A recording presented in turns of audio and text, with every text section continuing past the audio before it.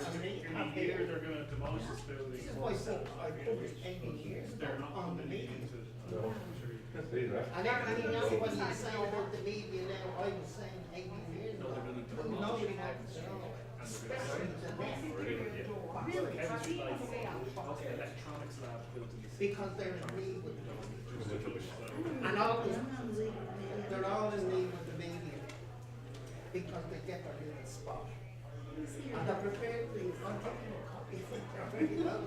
Thank you very much. I was trying to sell my DVD of my playbook, but nobody wanted it. I'm just looking, I haven't read it, I haven't looked at it for 18 years ago. But then look at page 11 there, just read what it's saying. Page 11. Just page 11, look. You do that. But see, I'm all on the big national account now. Let's go see. Looks like you were giving people things, even though we're not going to quite now. That's the basis of the law in America. Stuff what I like, particularly Lie to anybody in America. You cannot lie to anybody in America unless they approve it. And nobody, and that includes all the schools of journalism, they never talk about it. Huh? It's the absence of knowledge. Well, I don't know where that was. Chris Hedges got 5 New York Times for being against the Iraq War. Who? Chris Hedges, he's a left Presbyterian minister.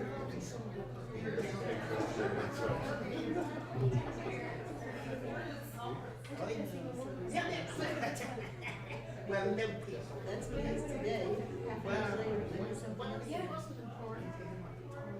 He said he was against it. Sure. He's against it. Spend $6 trillion on wars in the Middle East. And he doesn't want to spend any more money on wars in the Middle East. Nobody wants to hear that. He's funding the Saudis to destroy Yemen. Well,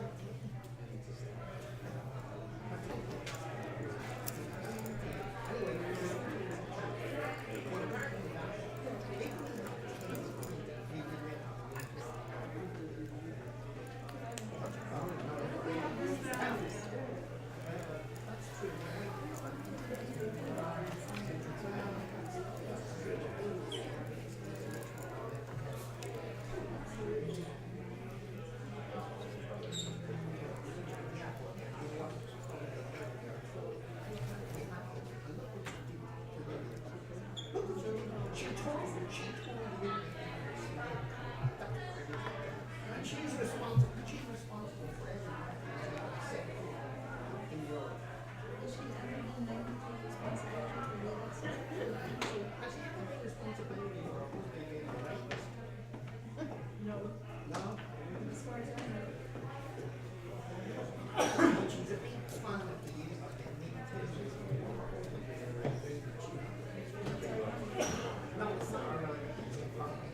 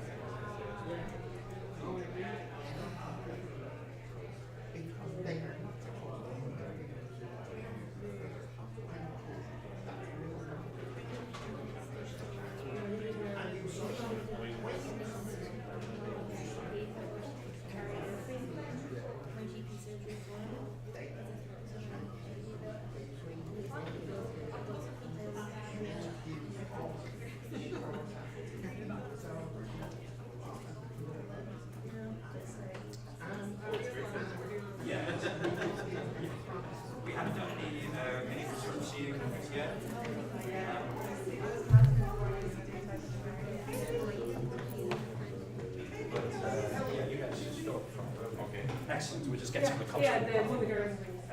Great. Thank you, Dave. So I would say you get yourself a seat to stand up to introduce Vincent. Vincent is going to be kind of invited to speak just here. But maybe you want to decide among yourselves what you think.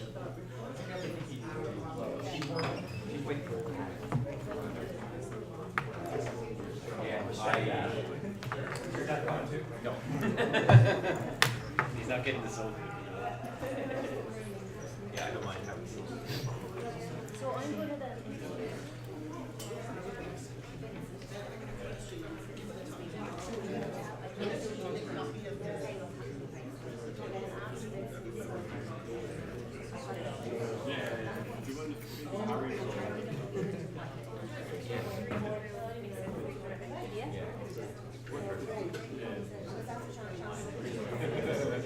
We play some music and when it stops, I don't care.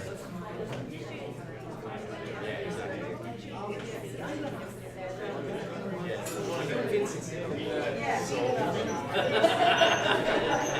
that makes the most sense.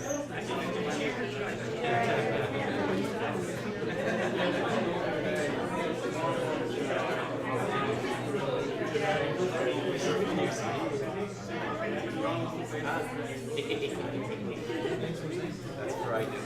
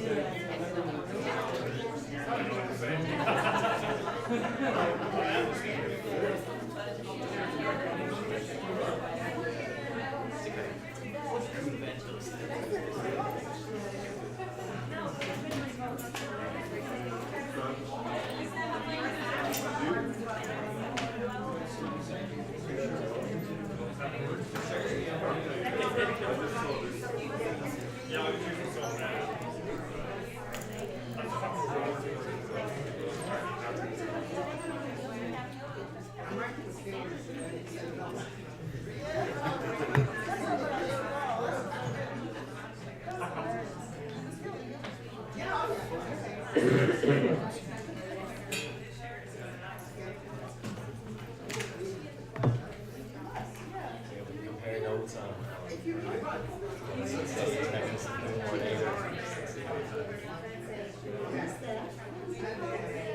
it's the same as just what I have now.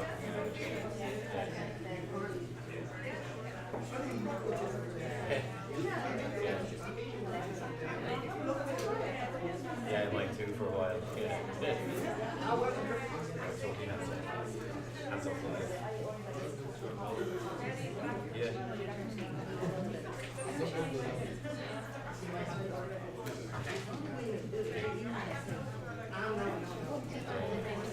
I know, yeah. He's tired. He's tired, man.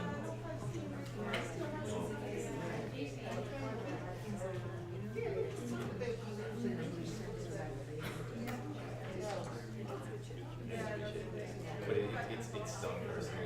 Like I don't think you know, you can land the ball in front of him and he won't he was talking about the city over. Nice man. Checked out, yeah.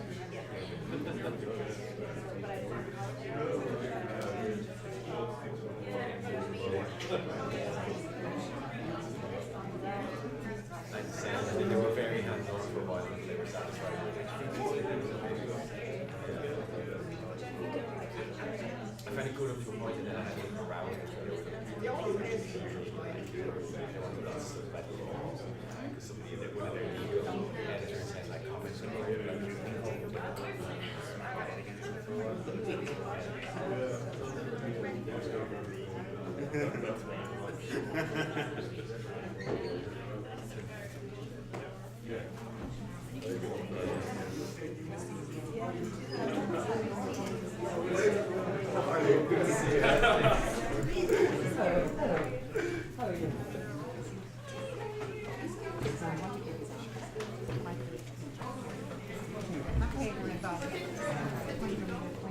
Okay, thank you. All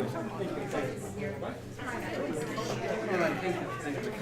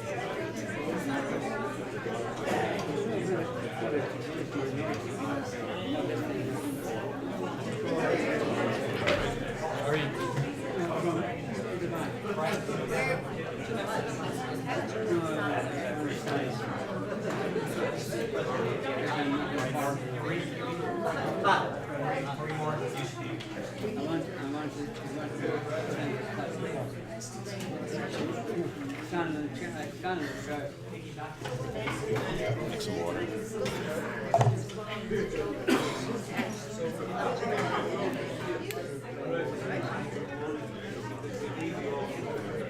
Yeah, it's not you, no. Yeah, hold on. Anyone else for water? What? Because I'm fading in my first row. Yeah, that's what I'm doing. I'm undermining you publicly. There you go. Water? As Vincent doesn't want to.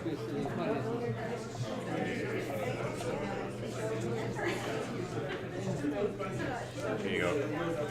Now you get the chairs glass. I'm gonna write your name on it. Ray? Ray? Filling up nice. It's actually really nice lecture theatre. Yeah.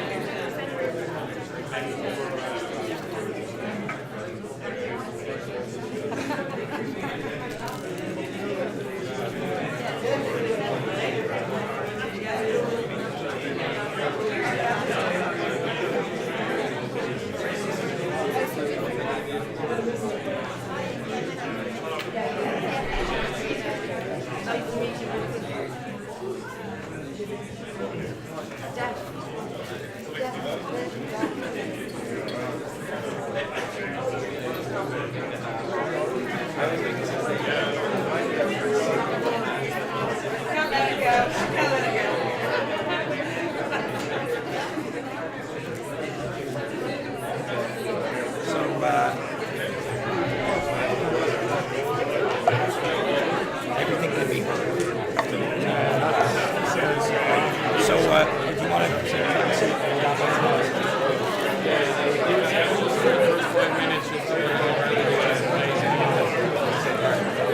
You might hang around there.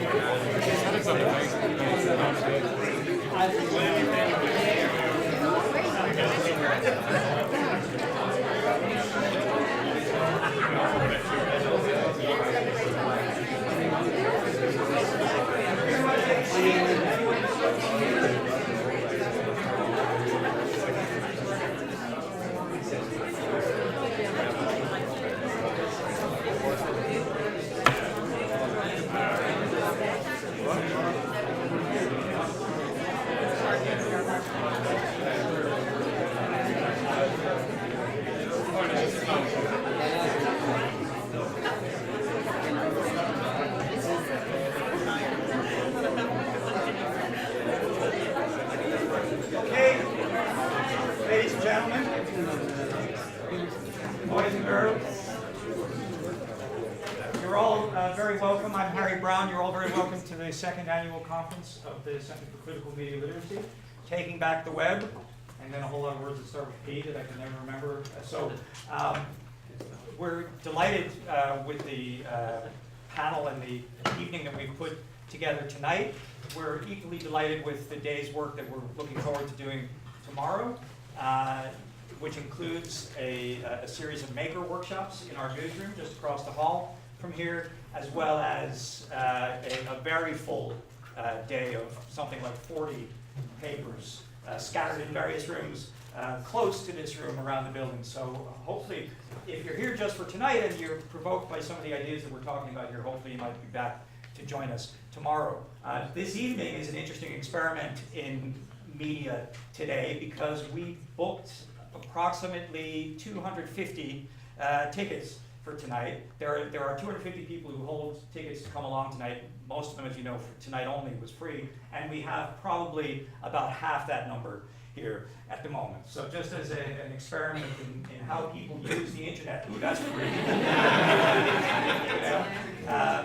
In any case, I'm not going to go on for long here because there are speakers here that you're much more interested in hearing. The first of those, and I'm going to just introduce very gratefully tonight the president of Dublin Institute of Technology, Dr. Brian North, Professor Brian North.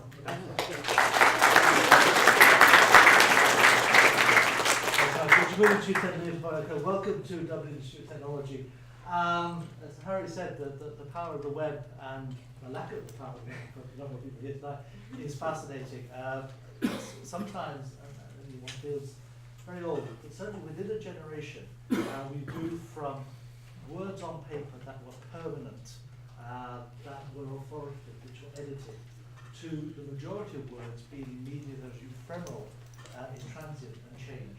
And huge changes in the trust that's applied to those words, linked with ideas that is all commented on by everybody.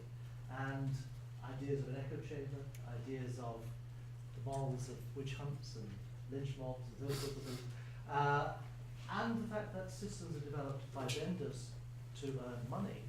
That's not new, newspapers always have advertising, but perhaps not designed for their users.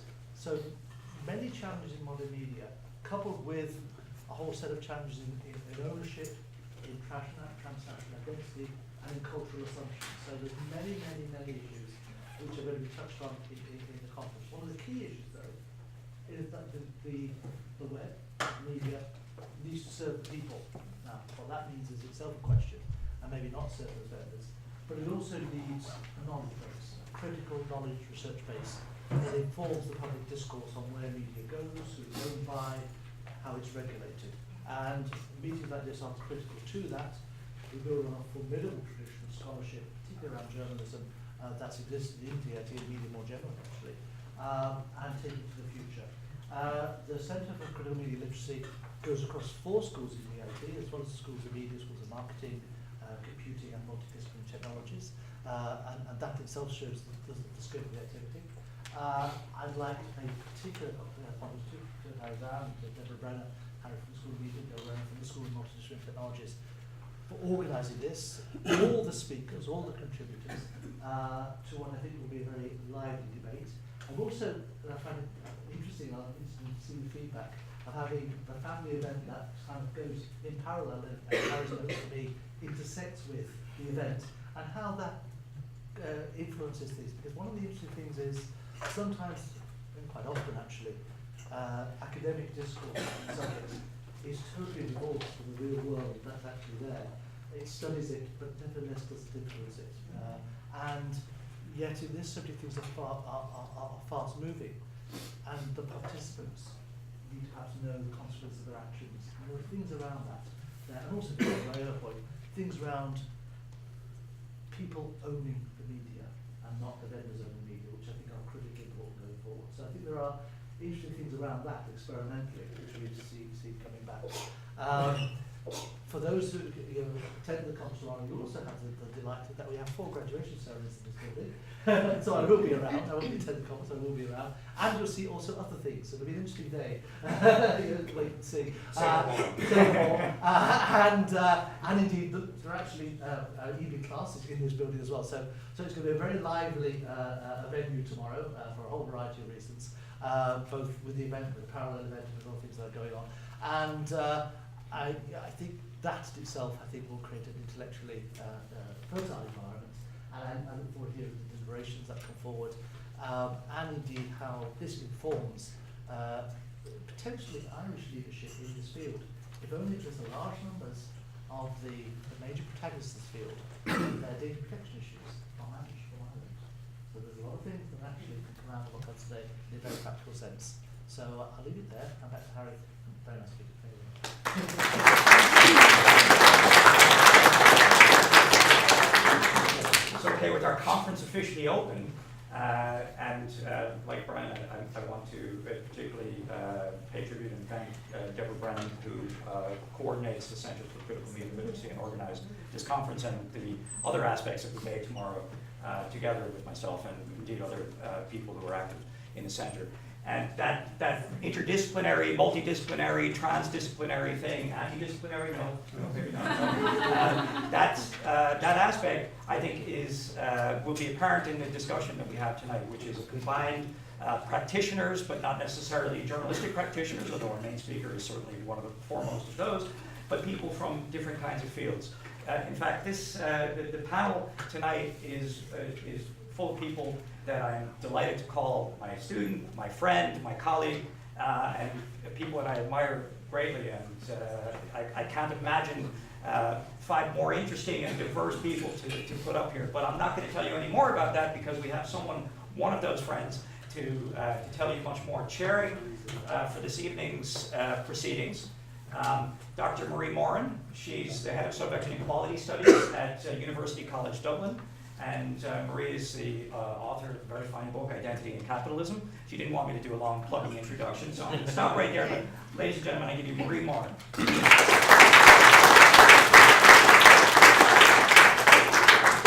Thanks, Harry. So you're all very welcome to the opening plenary of this conference, and we have a really interesting and relevant panel lined up for you tonight, each of whom has contributed really significantly in their own way to the development of a critical and emancipatory media in Ireland. So we're delighted to kickstart proceedings with a keynote address from Vincent Browne, who will speak to the issue of relentless bias and trivialisation in the media.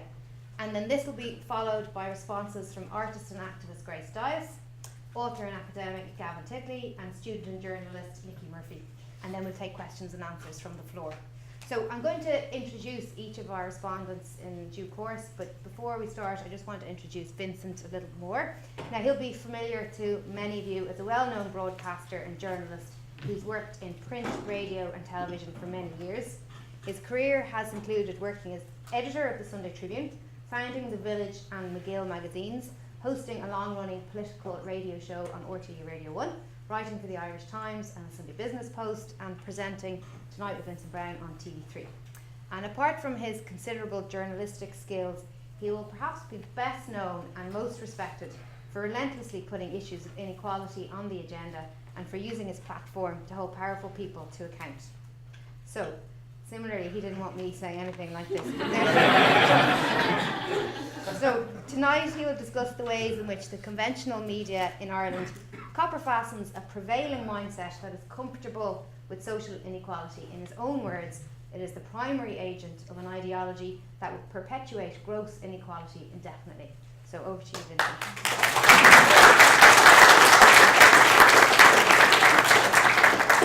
Actually, the summary was much better than anything I'm going to say now. So if you want to leave, do. That's it. I was talking to the president earlier on, and he was telling me that there are 20,000 students here in DIT. And I asked, did they count them every morning to ensure no one had escaped? I thought I had done a sort of a script, and I thought I'd lost it, so I did notes to myself from what I remembered of the script, but then Marie found them in my coat pocket. So I'll read a bit, and maybe talk aside from that. I think it's important to discuss first the environment in which the media in Ireland is operating. And it seems to me the following are the salient features. We are one of the richest countries in the world with an average per capita income of $45,000. This is taken from the UN Human Development Report of 2015. The report shows that only the following countries are richer than Ireland: Norway, Switzerland, Singapore, United States, Hong Kong, Luxembourg, Brunei, Qatar, Saudi Arabia, United Arab Emirates, and Kuwait. All other countries are poorer than Ireland, and they include Australia, Denmark, the Netherlands, Germany, Canada, Sweden, France, Austria, and Spain. That's on the basis of per capita income. Now, there might be some argument about this in terms of GDP and GNP, but it gives you a sense that we are one of the most, in terms of income, we're one of the most privileged countries in the world. Another salient feature of Ireland is there's another element of this report on the UN Human Development Report.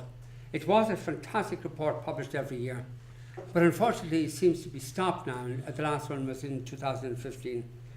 But the report also shows that Ireland spends 17.5% of its GDP in general government expenditure. The following countries spend more of their GDP on public expenditure. Germany at 9%. Remember, Ireland is at 17.5%. Germany at 19.3%, Netherlands 26.3%, Denmark 26.7%, Canada 21.7%, New Zealand 18.7%, Sweden 28.2%, United Kingdom 20.2%, Japan 20.6%, etc.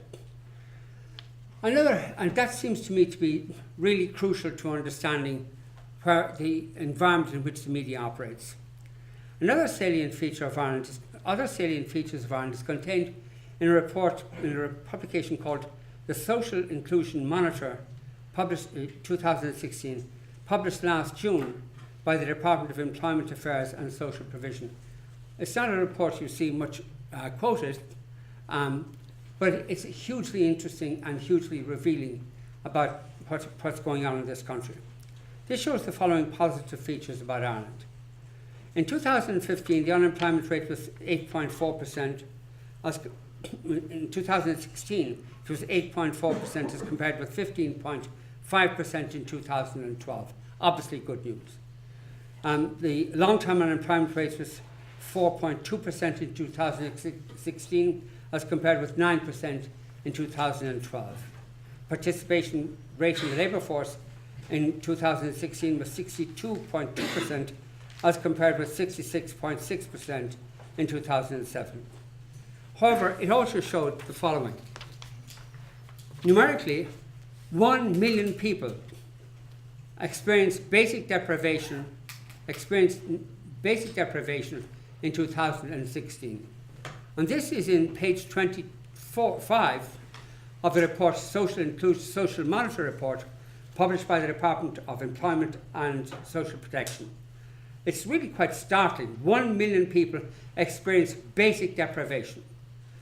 Numerically, there were 786 people at risk of poverty in June of 2016. The risk of poverty was a threshold of €237 per week for a single person. The proportion of people experiencing poverty or social exclusion in Ireland was 24.2% in 2016, as compared with the EU average of 23.5%.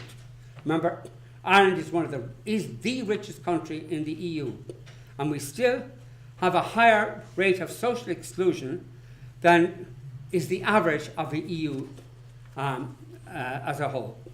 Ireland ranks 16th of the 28 member states on this scale, even though, as I said, Ireland is one of the richest countries. The report shows that 11.1% of children in the age group 0 to 17 were liable to consistent poverty, and 25.2% of children suffer from deprivation. the gap between rich and poor was smaller as compared with the EU average, as 28.5% versus 30.8%. Food poverty, and I think I find this really startling. Food poverty in Ireland, according to this report, again, this is not made up by lefties, was experienced by 9.9% of the population. Food poverty. The prevalence, a separate salient feature, I think, of our society is the issue of sex abuse. And there was a report published on this in 2002, and it was quite startling. And it's got hardly any attention in the meantime. There have been efforts to persuade the government to spend €1 million on doing another report to show how things got worse or better in regard to the extent of sex abuse, but they won't bother. They won't do it.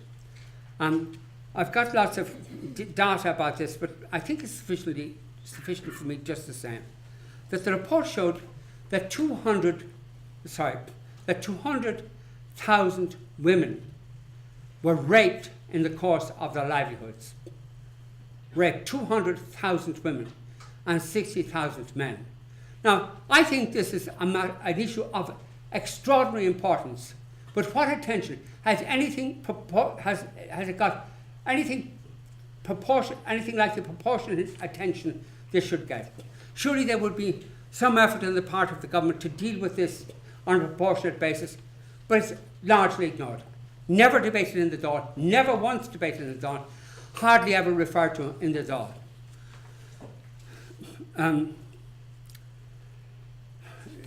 The other material, if people are interested in getting further data on that, I'll come to it. There are a few more salient issues which I think are worth noting. Michael Kerry, the new head of the new housing agency, wrote in the Irish Times in the last week or so, overall annual demand growth for housing is about twice the current output of new builds. Twice the current output of new builds. A national shortfall this year likely to be about 20,000 units. Behind the top line number, we can see a very significant pent-up waiting list for social housing. 70,000 households are deemed to be qualified. Furthermore, about 66,000 households remain in mortgage arrears, and many of those will topple into the housing list. And 9,500 households are currently in emergency accommodation. The shortage, Kerry has said, this shortage of homes continues to inflate the cost of rental and purchase prices, making house rental and ownership unaffordable for many. Capacity in the house construction sector is recovering, but still lags behind the growth in demand. In other words, the richest country, and one of the richest countries in the world, the richest country on an income basis in the EU, can't afford to house a large number of our citizens. There are other issues which I think are pretty important. One is the EU. The discourse that has been on the EU since Brexit has been all in the frame of how wonderful the EU has been. No reference to the fact that it has diminished democracy across Europe. No reference to the fact that it is the carrier of the neoliberal virus that has led to greater inequality in Europe than was the case before. I'm not suggesting that we should leave the EU. I had hoped, and I was pleased when Britain voted in the referendum for Brexit, because I thought that would give a shock to the EU system, and they would examine where they were going and deal with the issues of democracy and with inequality, but not a bit of it. In fact, they've doubled down on it since then. And also there's the issue of our dysfunctional political system. And Shannon, did I mention Shannon before?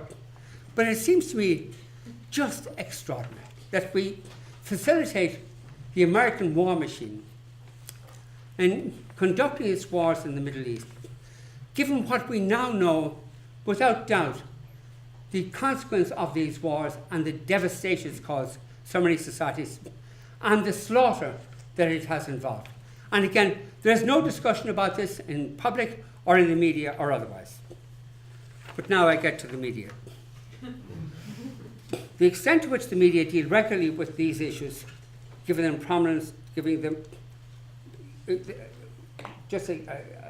suggest we examine or reflect on the extent to which the media regularly deals with these issues, giving them the prominence they're due. And take, for instance, the annual budget. The annual budget is a bit of a farce in many ways, but it is the mechanism whereby, for instance, issues to do with inequality can be addressed. Income inequality, particularly in wealth inequality, can be addressed. Also issues to do with inequalities in education and in housing, obviously, in health, particularly, and other areas can be addressed. And the media is fixated with minor changes to the tax system and minor changes to expenditures that do not even begin to address the scale of inequality and the scale of poverty that I have mentioned. For instance, the budget proposed a €5 a week increase in all social welfare payments and tax reductions that incidentally mainly benefit richer people. The tax reductions come into effect on January 1st. The welfare increases come into effect in March. But actually they make no difference. They hardly make any difference to the scale of the problem that we are talking about. On the day after the recent budget, Pat Leahy, the political editor of the Irish Times, wrote, "Any finance minister should heed the primary precept of the Hippocratic Oath that fiscal and economic prescriptions do not damage the government or the economy." This is the lead political writer in the Irish Independent. No mention. Does not damage, wouldn't you think he'd say, does not damage the fiscal, economic and social prescription, socialist. No, because it doesn't enter the heads of political writers. He continued, "It is hard to discern an overall placement team beyond steady..." I can't read my... The Irish Times editorialised on the budget saying, more or less, this is prudent given circumstances and all that. Cliff Taylor, likewise, commentary, the major economic commentator of the Irish Times, yes, prudent to what. The Irish Independent also editorialised saying, yes. The lead story was something about Leo vote grab. This was an election budget which would give Fine Gael a boost in an election which it thought was just around the corner. But nothing at all in any of the major media, nor in any television discussion, nor in any radio discussion about what effect the budget had on the lives of ordinary people and the opportunities that were missed in the budget to deal with the grave problems of inequality and poverty that there are in society. Not a word, not a single word, not a single question asked by any interviewer or raised by any participant in any of the programs that I listened to, and I regret to say I listened to quite a few of them. I was going to go on a bit about the Sunday Independent and radio and television as well. But primarily, the Irish media is transfixed with the trivia of politics. Who's going to get in next time? Who's going to be in government? Who's going to get ministerial jobs? What party is going to be in government? How long the government is likely to last, etc. And never an acknowledgement that even if there is a change of government, it will make no difference. None at all. All the parties, all the major parties, Fianna Fáil, Fine Gael, Sinn Féin, Labour, Social Democrats, all of them essentially believe in the same prescriptions. Do minor changes here and there, deal marginally with issues of inequality and poverty, and otherwise leave everything else alone. Nobody is proposing, well, we have to deal with these major issues. And similarly regarding the sex abuse issue, not a word in any of the manifestos going back several years was there a word about the sex abuse issue. And anyway, just going back to the media. The media transfixed with the idea of which party is going to go in, who's going to get positions in government, and all amounting to matters of no significance whatsoever. Equally, the media never examines manifestos of political parties to examine how is this going to affect the salient features that I mentioned in Irish society.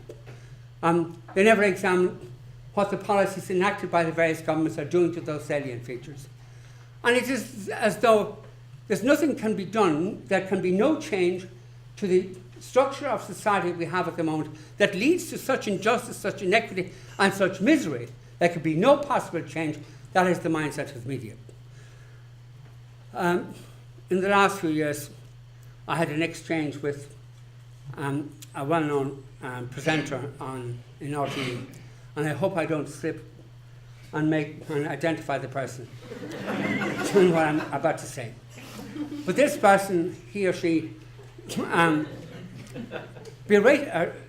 to berate me about me expressing my views or revealing my political views on the programme I was doing on TV3. And I said, so do you.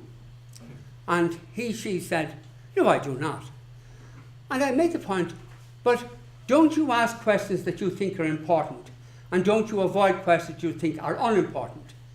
And those questions that you think are important are based on your politics. Questions you think are unimportant are based on your politics. And the person was quite bemused and quite obviously never reflected at all, ever, on that issue. But you might think it's funny, but it's true of, I've since then told that story to other RT presenters, and they've been initially unsettled by it and then sort of amused by it. But it's true. There's nobody comes to journalism or to either in the print media or the radio or television or in the digital media, as a matter, or the web, without preconceived ideas. And the pity is that those ideas are never challenged by anybody that they interview, or by colleagues, or by the institutions they work for, nor, I think, by journalism schools. How often do journalism schools say, well, actually, the point of journalism is to deal with issues of importance in a way that draws people into reading what it is you're writing about, but essentially to deal with issues of importance, not to deal with the bullshit that goes on in terms of celebrity journalism, or this carry the merry-go-round on who's going to get what office in the next government or whatever. I'm not sure that journalism schools deal with this. Harry, if I'm wrong, say I'm wrong. And if you don't say I'm wrong, I assume I'm right. And I think there's a problem there. And people come out of journalism schools with the tricks of journalism, maybe shorthand and typing, and they know how to present stories as freelancers to editors or feature editors or whatever. But they're not told, first of all, identify what matters, what's important, and then try to work out how you're going to present those in ways that draw readers in. Some people do that, some occasional columnists in the newspapers do deal with issues of importance, but they do so in a way that is off-putting. And the point of journalism is to have the skills to make issues of importance to get traction with the readers as a whole, but it's almost never done. And television, of course, it's worse. It's all about ratings and ratings in the issues that matter to them. For instance, travelers. I found both in my experience in radio and television that any time we did a program on travelers, the ratings dropped. And therefore there was resistance in radio and television to do programs about travelers because of the ratings. But the issues of travelers is hugely important, surely. You have 30,000 people treated as pariahs in our society, treated like lepers in our society. And surely it's an extraordinary reflection on us that this is so. And that it has become an acceptable prejudice, an acceptable bigotry. I taught journalism for 2 years in Griffith College. And I was doing a class on media theory. And there were about 100 people in the class, and they all showed up, like this crowd.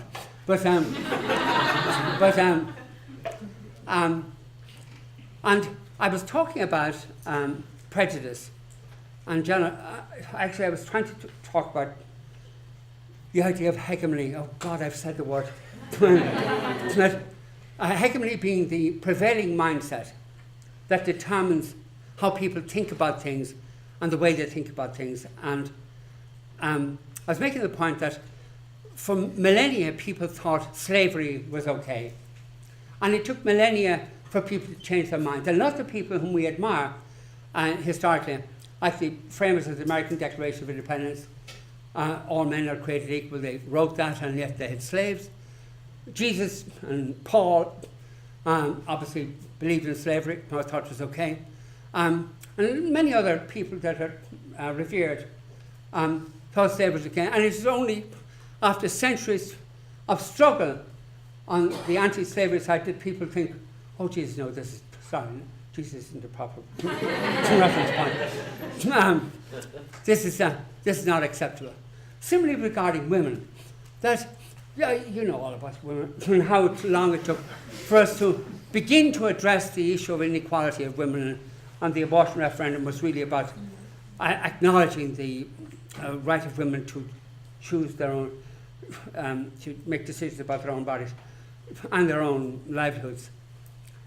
And it took us so long because of mindsets fortified by religion, by all the religions, in that regard. And if you read the Old Testament, you'll see how poisonous it is regarding women. And I think the Quran is similar. But the point I was making at this lecture was that this hegemony, the mindset, is the most important. And I went on to refer to the issue of the way we think of travellers, assuming that many of them people would concur with me and say, yeah, there's a... But my father put up his hand at the back and said, my father owns a pub and his fucking knackers came in and ruined the pub. We're not having any more knackers, and you're going on about knackers and giving knackers. And I discovered that there was an American student, and she agreed with me, but she was the only one out of the 100 that agreed with me. What is it about us that we have ordained this bigotry is okay? It's extraordinary. Anyway, the point I was making with regard to media, look at the way the media has reported on topic. Look at the way TV3, for which I worked, how they presented topic, the big fat gypsy weddings and all that stuff. So the point I'm making is that the media, in many ways, if not most ways, ignores what matters, deals with things that really don't matter at all, and in many ways reinforce prejudice and a mindset that's attuned to inequality and attuned to perpetuation of poverty. That's what I've got to say.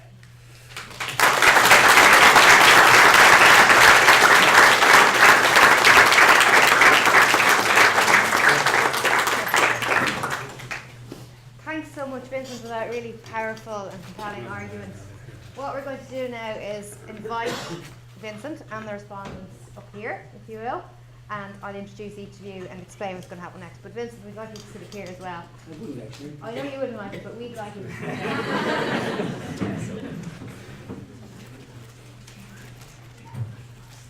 there. So we're going to try and enact, we're going to have some responses from each of the three respondents here, and then have questions and answers in sort of slightly less formal way of having a panel discussion.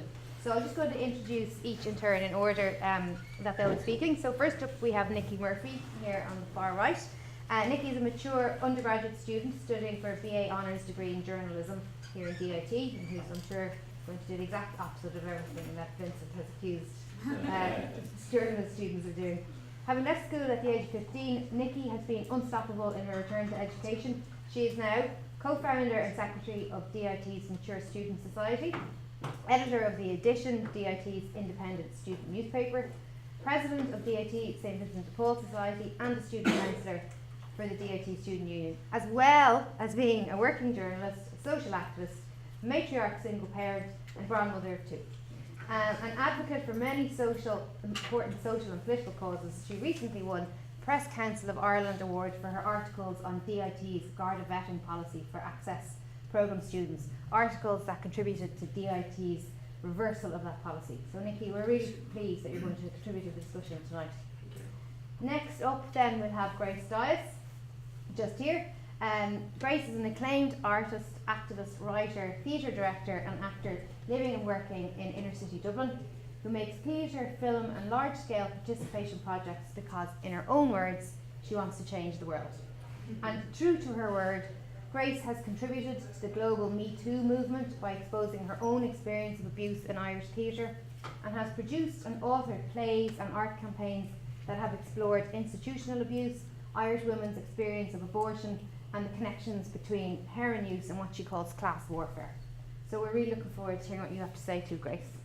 And then finally we'll hear from Gavin Titley, who's in the middle here, who's senior lecturer in media studies in Maynooth University and a research fellow of the Swedish School of Social Science in the University of Helsinki. And his work is mainly focused on racism, politics and media in Western Europe. And his books plural, he has several, include The Crises of Multiculturalism with Alana Lenton. He's co-edited a book called After Charlie Hebdo, Terror, Racism and Free Speech. There's a book just out called Racism and Media, and a forthcoming book on the politics of free speech. And Gavin is always so quick to help colleagues, students and activists make sense of the very complicated relationship between media, power and society. So it's really great to have your input too today, Gavin. So I'm going to hand over now to Grace, to Nikki first, and then Grace, and then finally Gavin, and then I'll take questions. Okay. Firstly, I'd like to say that we are taught to think about what's important in here. It's when we leave here, we have to go out into the big world. So that's, and I'm from a working class, the lower spectrum of the working class environment. So it's a big thing to be sitting here and talking to you today. So coming from the lower end of that spectrum, I firmly agree that there is not enough coverage on issues surrounding the lower end of working class spectrum, but the questions and the arguments you pose are a little bit more complex than I had originally thought. While there's no such thing as the absolute truth, there are conflicting truths. And we may all witness the same things, but each of us see things from different angles. There are, however, facts which we as journalists are taught to seek out, and of course maths. While there's no language that's pure and unbiased, there is a language of maths, and while not often trusted too much, maths where verifiable is a good guiding point. So I'm going to start with the Edelman Barometer of Trust 2018, and it said media is the least trusted institution globally.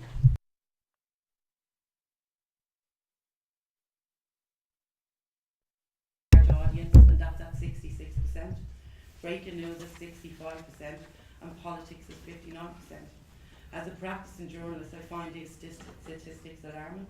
We're now in an era where the society's watchdog is now the least trusted institution. Throughout my study over the last 3 years, I felt compelled to look into the cause of such a sea change. As I was gathering my findings, I soon became sadly disillusioned by the Irish media and the fact that the answers that presented themselves to me made perfect sense. My research into the who, what, where, how, but mostly why has media become so biased and trivialised has led me to the following findings. Trust. The collapse of the Irish economy brought about the worst recession in modern history. In the aftermath, the tribunals and the various academic papers on the role of the media. In the aftermath came the tribunal and the various academic papers on the role of that the media played. I've looked into From Boom to Bust. It's a Celtic Tiger analysis of the norms and values and roles of the Irish financial journalist. I looked at our very own Harry Brown at the tribunal, the Bank Inquiry. And I've also looked at the role of the media in the Irish economic crisis by Julian Marcel. The following are my findings. News organisations failed to give proper warnings of the impending crash. Both private and state-owned media organisations largely convey corporate and political establishment views.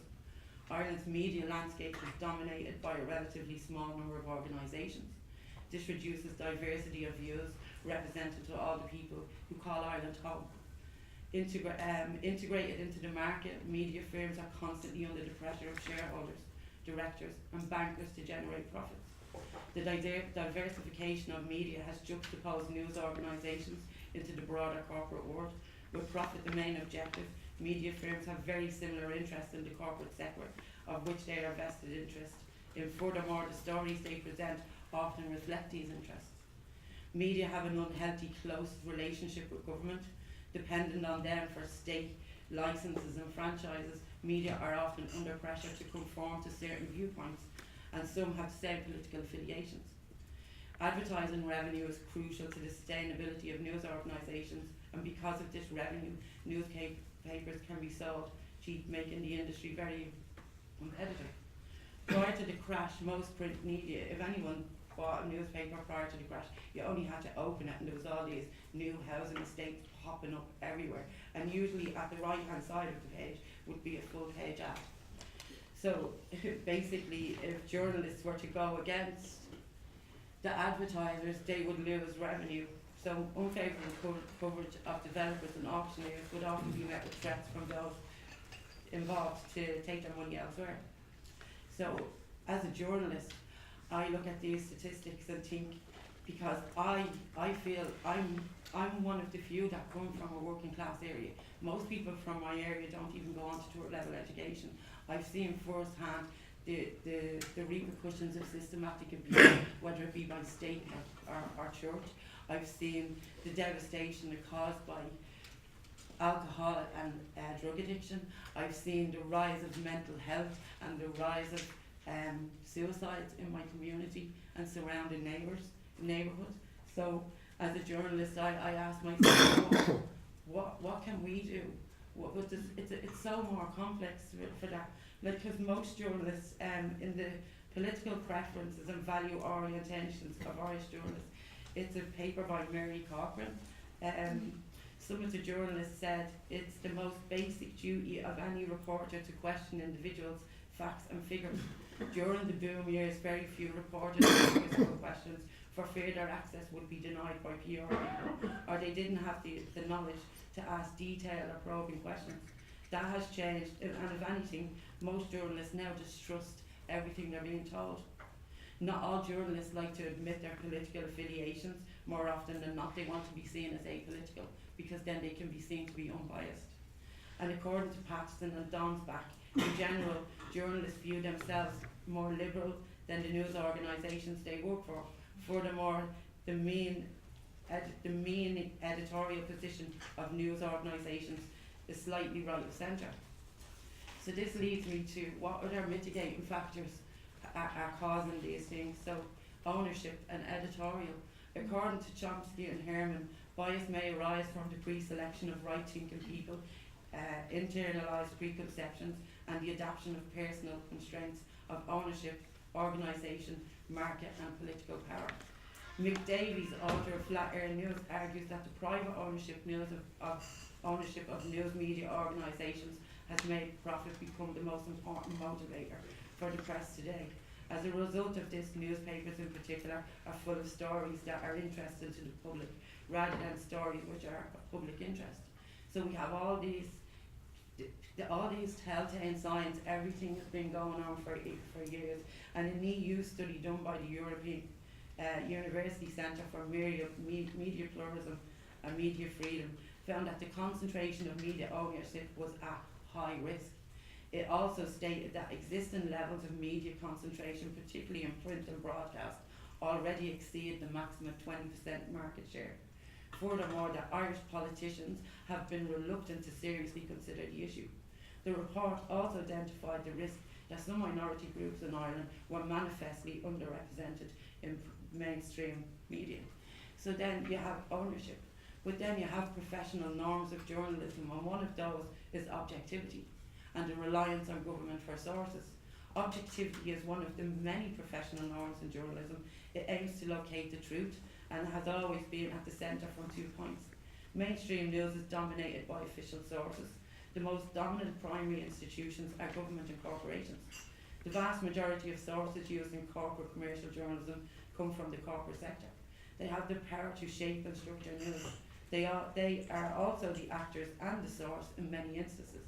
Through journalistic procedures where journalists are taught to rely on official sources for authoritative quotation mark, news media is being shaped into the ideologies and belief of sources or their affiliations. This gives an overall biased account of what's news. So then you have to take into you can't just blame the institution and the journalists themselves, because we've other societal problems and the rise of infotainment and the want and the need for entertainment. While I'm critical to the roles of journalists, editorial and ownership, I've also discovered that the consumption of infotainment has grown significantly. This is more of a societal issue than an editorial one. We are consumers are demanding more, and as the medium is now neoliberal and market driven, whatever the consumer wants, the consumer gets. And according to Dave Tusu, he's a professor of communications. Although a relatively new concept, the ideology behind infotainment has been around for many years in the print media through yellow or tabloid journalism. Tabloidization, I never get that word right, started with the penny press in the mid-1800s, so it's been there as long as the press, basically. It contains stories of human interest with sensational headlines. Tabloidization can be seen to be the mother of infotainment. So there are many complex issues surrounding gathering and distribution of today's news. However, bias is not just within the medium itself, it's within the profession. Colin Rappel is a journalist, and he claims that 1/3 of the population who live on social welfare have been largely excluded from coverage in the mainstream media. He also says that the lack of diversity in the Irish media, this can be attributed, among other factors, to the limited access to the journalistic profession. What was once one of the few professions accessible to the working class people through trade apprenticeships is now predominantly middle class. Rappel claims that few journalists come from poor backgrounds. The following are his findings. Over 60% of daily news journalists come from primary or advanced college degrees. A further 13% have some college or uni experience. Less than 20% have completed their education at Leaving Cert, and 2% left school at the age of 16 or younger. So these are the clear indications that journalists are generally from a highly educated group. So I find myself part of the establishment right now, and if I'm going to be soon leaving college and going out into the world. So I too am a watchdog. I have become a watchdog, and over the course of the study and looking at certain aspects and all the aspects and considering all the aspects, we can't just put it down to journalists becoming complacent. While there is a serious cause for argument, you also have to take into consideration precarious working hours, zero contracts, the fact that the journalists are there, you have 6 months free internships, which under EU law is illegal, but you're still doing them. Okay, so when you put that all in, we have this media as a structured chaos, where most of us are trying to do the best we can, but we're constricted and restricted by ownership, editorial, and basically what the consumer wants. So as I like to ask Vincent, although you're part of this establishment too, so how do you feel we can tackle the media ownership, unless we re-regulate the media, the ownership, or dissolve it and change class bias? Because you're going to look at articles related to social welfare or crime, and you look at the comment section in it, and like, it's outrageous, you know? Like I too, I grew up in an area where the budget has never changed for those children under 25 that are still asked to survive on, while the cost of living has grown exponentially. Children under the age of 25 years of age are asked to live on 100 quid a week. If you live in social housing, automatically your rent is took out of that. So 80 quid for a 18 to 25 year old to live on is one of the mitigating factors in the rise in mental health and suicide. So I'd like to put that back to you and ask, how do you feel we can go forward and tackle these problems?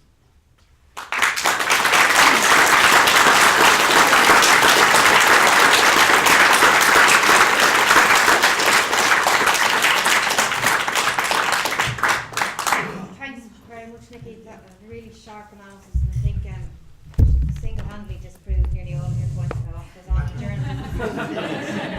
But if you don't mind, I think the way we'll do this is we'll hear from each of the respondents and then give Vincent the chance to reply to any questions put to him, and then open to the floor. So up next is Grace. Okay. Thanks very much. Really enjoyed listening to Vincent and Nikki. Thanks a million, and thanks very much for having me here. I want to talk a little bit about social media. For me, I think I would have gone on the water charges protests and stuff, and that was a kind of an interesting moment where it kind of felt like maybe there might be some kind of response by working class people to the kind of years and years of kind of class warfare and the years and years of policies that had led to, you know, violence in our lives. And one of the things that I noticed around that time was that there was so much, and kind of Vincent touches on it as well, around trivialisation, around how we as a community responded to the media coverage of these protests. So the big thing was that they weren't talking about how many people were actually marching. So whenever there'd be media reports on it, they'd say, you know, they'd always say over this many thousand people came to march on this day, and this many people turned out for this water meter to block a water meter installation, and this many people did this, and then the response would always be, oh, they said there was 20 people there, but there was 50 people there, and you know, it all becomes about the numbers and the semantics of how many people were actually there. But when you actually look into that, it's interesting because it is a way of saying this movement is not as powerful as they think they are. So it's a slow, kind of subtle way of undermining something, and of being on the oppositional side to it, because they can't very well come out and say, you know, these scroungers, good for nothings, are now complaining that they have to pay for water to stay to them. So instead of that, they're saying there's not that many of them. Do you know what I mean? And the response that we were saying was, there is loads of us, you know what I mean, as opposed to actually the meatiness of the issue of actually exploring why is it that people are resisting these water charges. And I think even if we were to have a conversation about that here tonight, the perspective from working class communities didn't penetrate into the kind of general, what's that word, hegemony? The hegemony of Irish people. And I think that's kind of a shame, because it comes down to this kind of trivialisation of the kind of us versus them and the kind of fighting kind of stuff that goes on. But I think that was the first moment that I really saw social media have a huge impact in terms of activism and in terms of change in this country. And it was actually, it was probably the first thing that really kind of took off on social media. And one of the things I remembered was at the last march, I think it was 2014, the last big one or whatever. Now there was loads after that, smaller ones, but the last one that kind of really, as it was kind of building a momentum, I was on the march, and I remember we were all coming down O'Connell Street, and you could see that there was people still on both sides of the quays. So it was that the whole protest route that had been laid out was actually full of people. So there was huge numbers of people there, and again, it had been reported that the numbers had been drastically misrepresented in all the different kind of coverage of the previous marches. And at that march, somebody, I should have looked this up before, but anyway, a photographer climbed up on top of Cleary's and took a picture of all the people on O'Connell Street and all the people on the quays and everything. And that picture then, even though the mainstream kind of RTE news and all that were like, you know, a couple of people showed up to complain, as usual. They don't like it when they get given stuff for free, and you know, whatever. Those kinds of news reports did kind of come out, but there was this picture going around on social media which gave me a feeling of power and of kind of like one-upmanship. That's like, now you tried to lie and you were proven wrong, and isn't that great? And it was a kind of an iconic picture, and then it wasn't actually carried in the newspapers around that time until I think it was carried after that, like maybe when there was more reporting done on the actual water charges being like the whole, when it was being discussed in the Dawn. So I think they then started to cover that picture. But it was very interesting that picture wasn't picked up. And I think there is, I would be a person who would believe in fairness, and I, you know, try to give people the benefit of the doubt. But there is a really cynical situation going on with the Irish media in this country. It's very cynical in that, as Vincent is saying, you know, it perpetuates the gross inequality.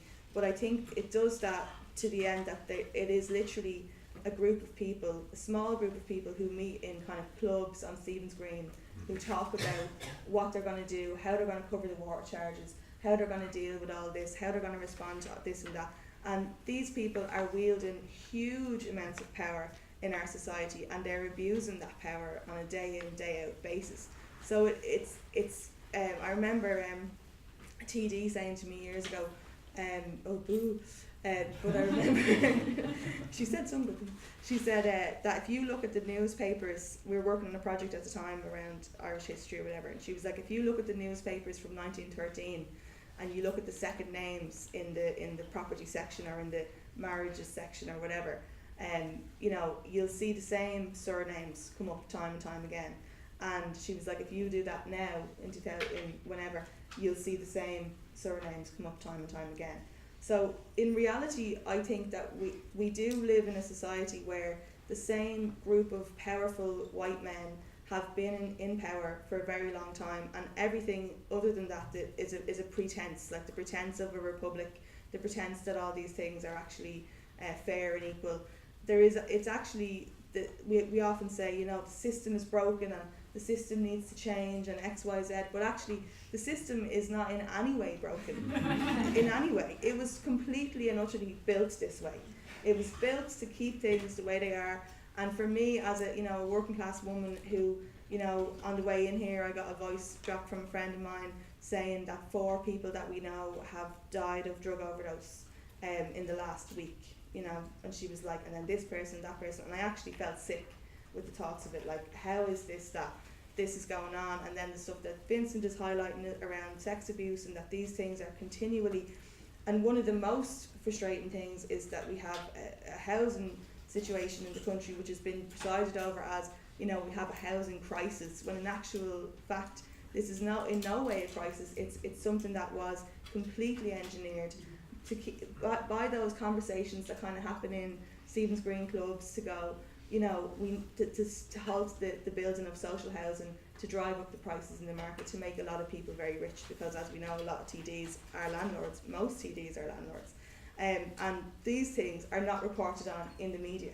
So the idea of a media that kind of supports the people, where it's fair and it's there for all of us, where actually they would look at things and, you know, you might think, oh, it's desperate, we can't build enough houses, blah, blah, blah. But the media should be there to go, well, actually, let me show you a couple of different perspectives on that. That maybe they don't want to because, you know, they're landlords, maybe people don't deserve a house for free, maybe this, maybe that, that all these kind of perspectives will be taken into consideration. But really, you just see the same perspectives over and over and over again, till it comes to the point where people who don't share those perspectives don't consume the media. So then it gets more and more entrenched, because people who do share the perspectives are the only ones who are buying the media, they're the only ones who are responding to the ads and the clicks and all that kind of stuff. But social media is often touted as the saviour of all that, right? So it's like when I see that picture of all the people outside, you know, on O'Connell Street, and I go, now, there is loads of people there, feck yous, I feel powerful then. But actually, realistically, who is looking at that picture? You know, who actually sees that? because it's me sharing it with all my friends and then all my friends, and we all think the same thing as well. So you have on the one hand the mainstream media reporting the same perspectives, perpetuating the class inequalities, perpetuating misogyny, perpetuating the patriarchy, and on the other hand you have social media perpetuating kind of divisive kind of us versus them, because after a certain amount of time, if you did an experiment and you left a group of people in a room to talk about how they're being oppressed, they would just get kind of more and more under threat, more and more kind of terrified, and more sensational themselves. And that is what kind of happens on the social media platforms that working class people take to kind of talk about all the horrible things that are happening to them. And nobody comes into those spaces and says, well, have you ever thought about it this way? What are you actually doing about it? Where's your part in it? And no one comes into the spaces where people are being touted as they want everything for free. Basically talked about as evil or a lesser class of vermin. No one comes into those spaces and says, well, maybe it's not actually like that. Not knowing there are notable exceptions of people who have been writing in mainstream media around class issues in the last number of years, but very few. And then, so for me, I had an experience last year where I, as part of the whole kind of Me Too kind of situation coming about, I felt like I had to kind of respond to that in some way, because there was a situation in Irish theatre where there was a man called Michael Colligan who had been for years and years and years abusing his power and his position and making lewd comments, remarks to women. And that was my understanding of it at that point. I knew that much, and he had done a similar thing to me. And I had written a piece about it, and I went through a lot of preparation for it. I kind of spent a long time talking about it with different therapists and different kind of legal professionals and journalists, and I went through all the kind of the right kind of ethical kind of ramifications of it, witnesses, proof, all that kind of stuff, and I tried to get it published in mainstream media. And I knew it wasn't going to happen, but I wanted to kind of see what way would this go or whatever.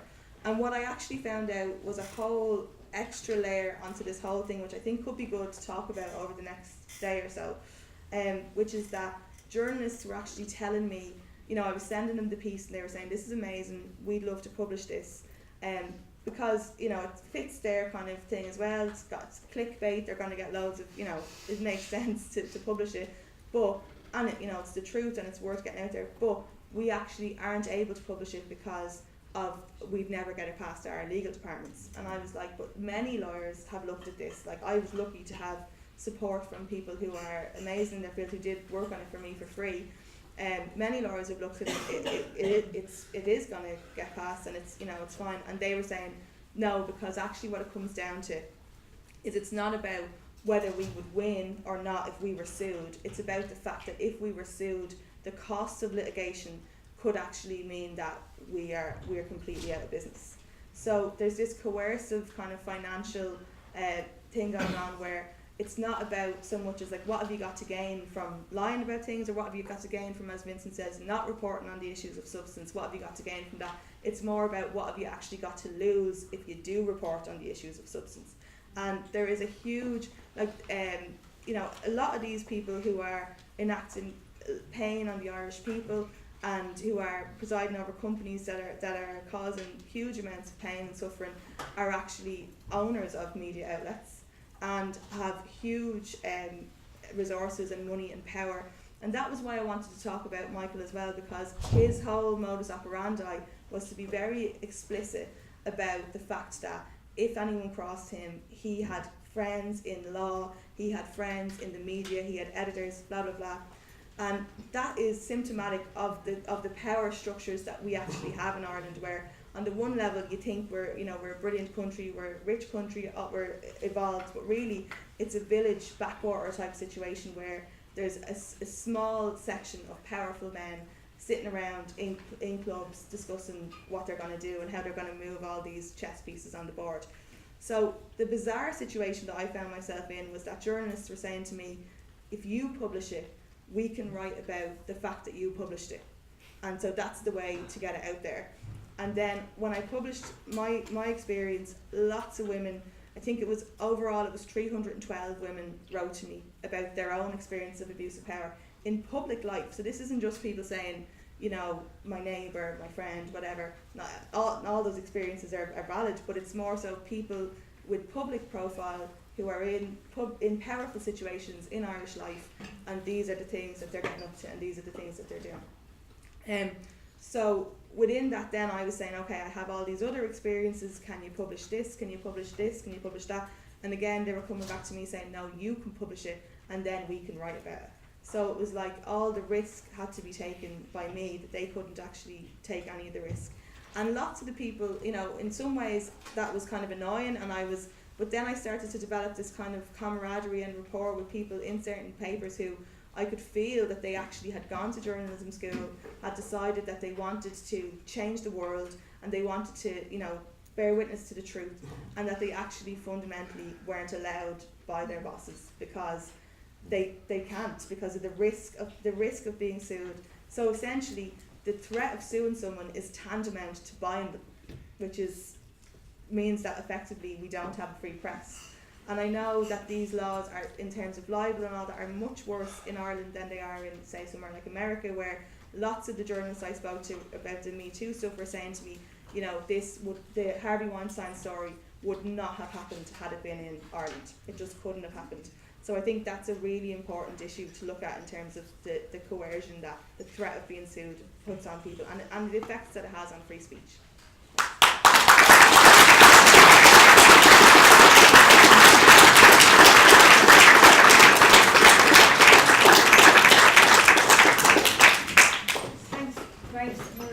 Really insightful analysis. Thanks so much. Just to let everyone know, we do have to finish sharpish around 8. So in case if you're wondering about, I didn't mention that at the start. In case if you're wondering when this is due to finish up. So Gavin, we'll hear from you next, and then we'll take the questions. Yes, I think the media academic is the last person you want to hear from after these contributions. Thanks very much for inviting me. It's great to see Vincent again.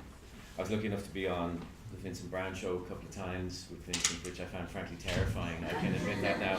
But I'm glad to see Harry brought the Ireland AM sort of breakfast instead in here, so we can have a more relaxed chat, even if of course we're talking, I think, about really critical issues in a very critical way. And I was thinking about this thing that media academics often do, which is objective people talking about the media and kind of much more complex than that, you know. And then, of course, what the media do is they go and act like the media in the way that people imagine the media to act, and confirm so many of the things that we're talking about tonight. And I was thinking about this when Vincent mentioned the coverage of, the lack of coverage and the coverage of travellers in Ireland. And I was thinking about the Peter Casey case this week as a way of trying to organise my thoughts for this. And this is slightly kind of gossipy story for people who are at the conference who come from outside of Ireland, who don't really have time to explain who this appalling cast of characters really are. But here you have a presidential candidate who's polling within the margin of error, which means technically he should vanish, kind of, into himself. He may not actually exist. And he's campaigning in an election which is a foregone conclusion.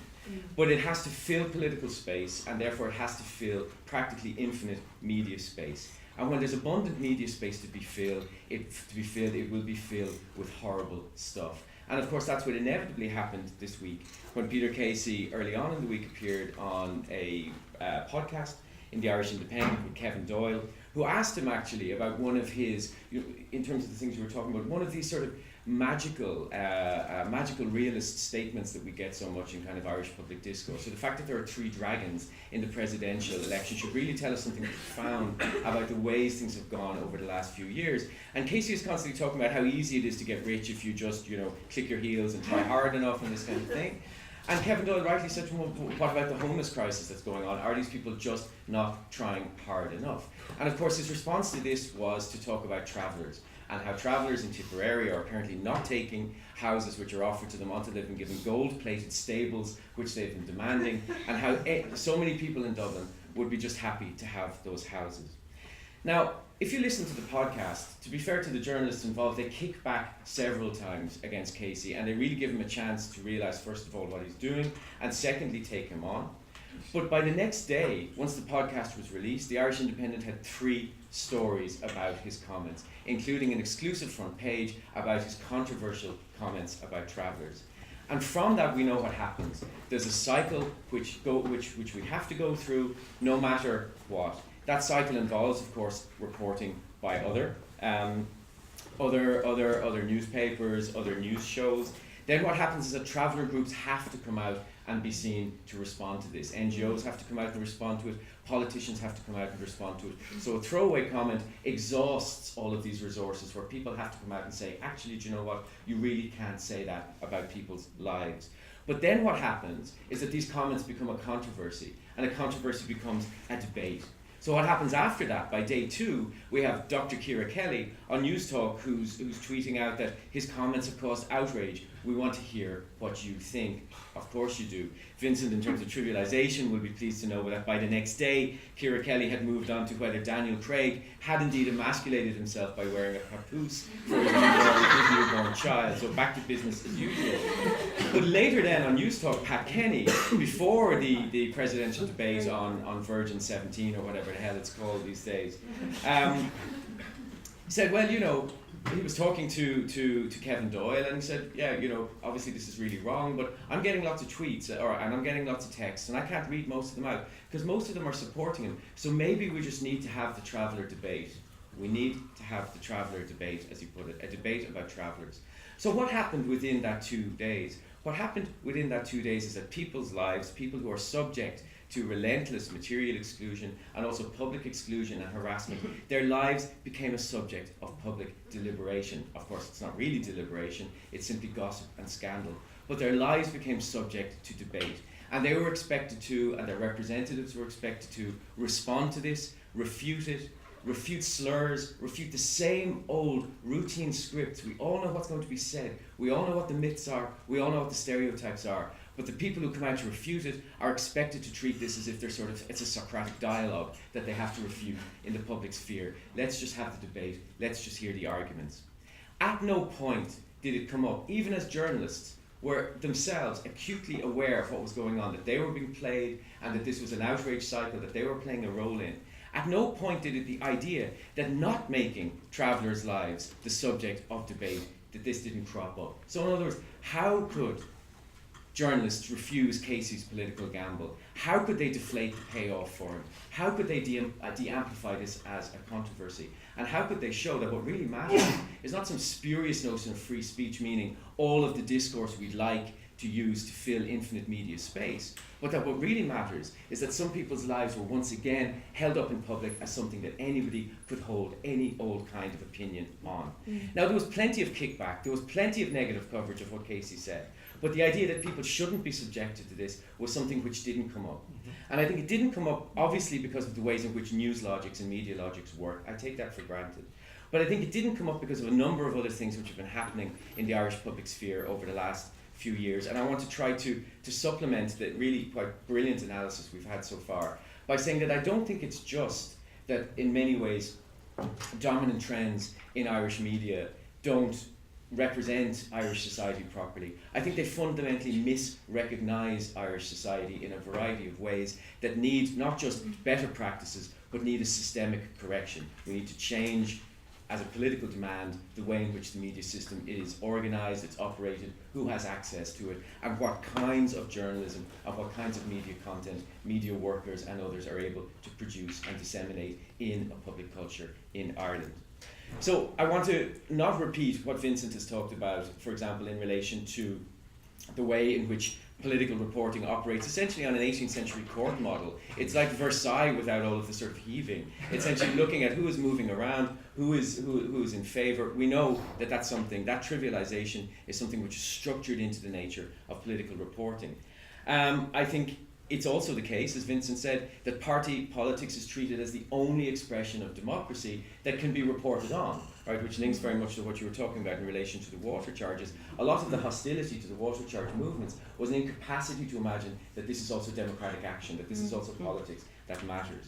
In terms of what Nikki has talked about, in terms of the role of vested interests, but not just vested interests and ownerships or concentrations of power, which are structurally central to understanding media in Ireland, but also at the same time the way in which casualisation and all of these other things work to shape the kind of journalism that we have. And also, as Grace has talked about, I think which what I really took from you was this kind of hostility to politics. Hostility to politics meaning everybody's capacity to actually express themselves, organise, mobilise in society, not just the sort of court reporting we've been talking about. But I want to try to add, kind of scribbling out all the things that have already been said, I want to try to add 3 things that I think are central to this sort of misrecognition of society, misrecognition of social change. And they, of course, are vested in media logics, they're vested in professional routines, they're vested in parts of the media system that have a longer existence, but I think they've been exacerbated in the aftermath of the banking crisis, the austerity period, and the kind of critical conjuncture that represented, what it asked people to reconstruct in terms of how they thought about representing and reporting on Irish society. The first thing I think is that there is a pronounced dependence in Irish media on scandal cycles driving social and political analysis. Now there's an important side to this, of course, because the things that have happened, the histories of revelation, both the past histories and the current histories of revelations of abuse and mismanagement in Irish society are critically important. And as part of those scandalous revelations, the things that happen to people and people being able to tell their own stories about them and how their lives have been destroyed, but also how they have tried to reconstruct their lives, that's incredibly important too.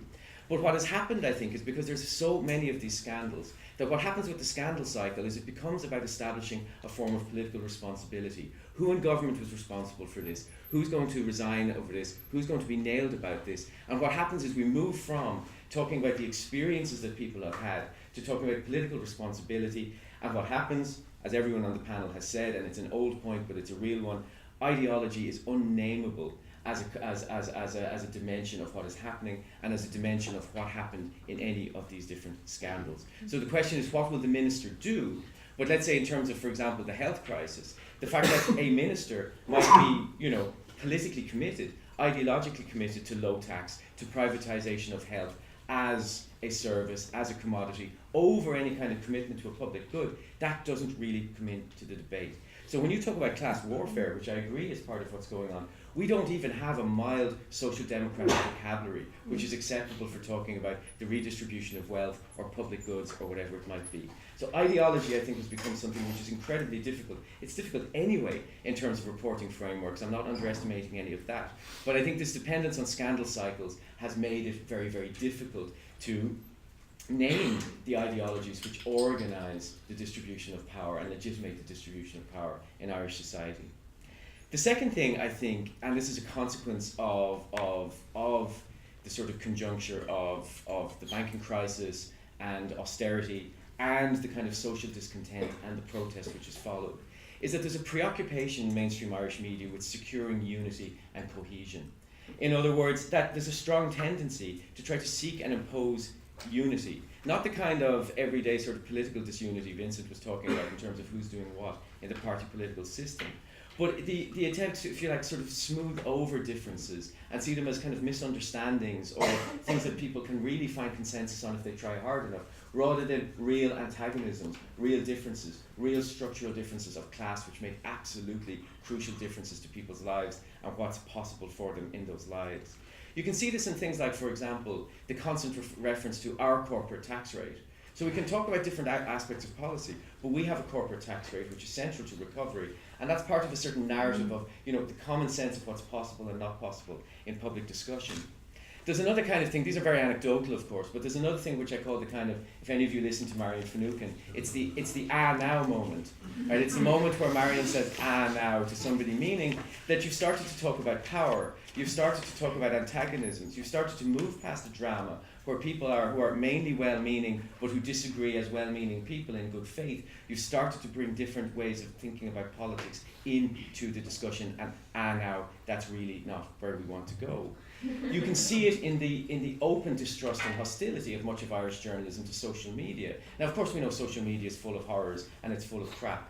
But at the same time, the way in which Irish journalism has responded to social media is to imagine it as the mob.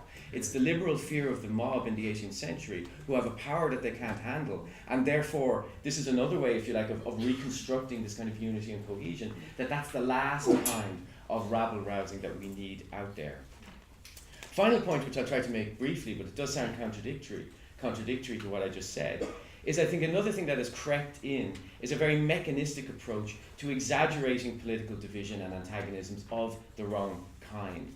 As I said, this might seem contradictory to what I just said, but it would perhaps be familiar to many if we think about the marriage equality referendum, if we think about repeal the 8th. Now, of course, there is a formal structure to referenda. There are broadcasting requirements about how they represent yes and no sides. But what we know happened in both of those instances is there was an extraordinary amplification of tiny reactionary groups that had no social base. They may have been on the same side as many people who were thinking of voting no in both instances, but they had absolutely no traction other than as professionally trained trolling groups who found themselves with this massive media opportunity to represent one side of the debate.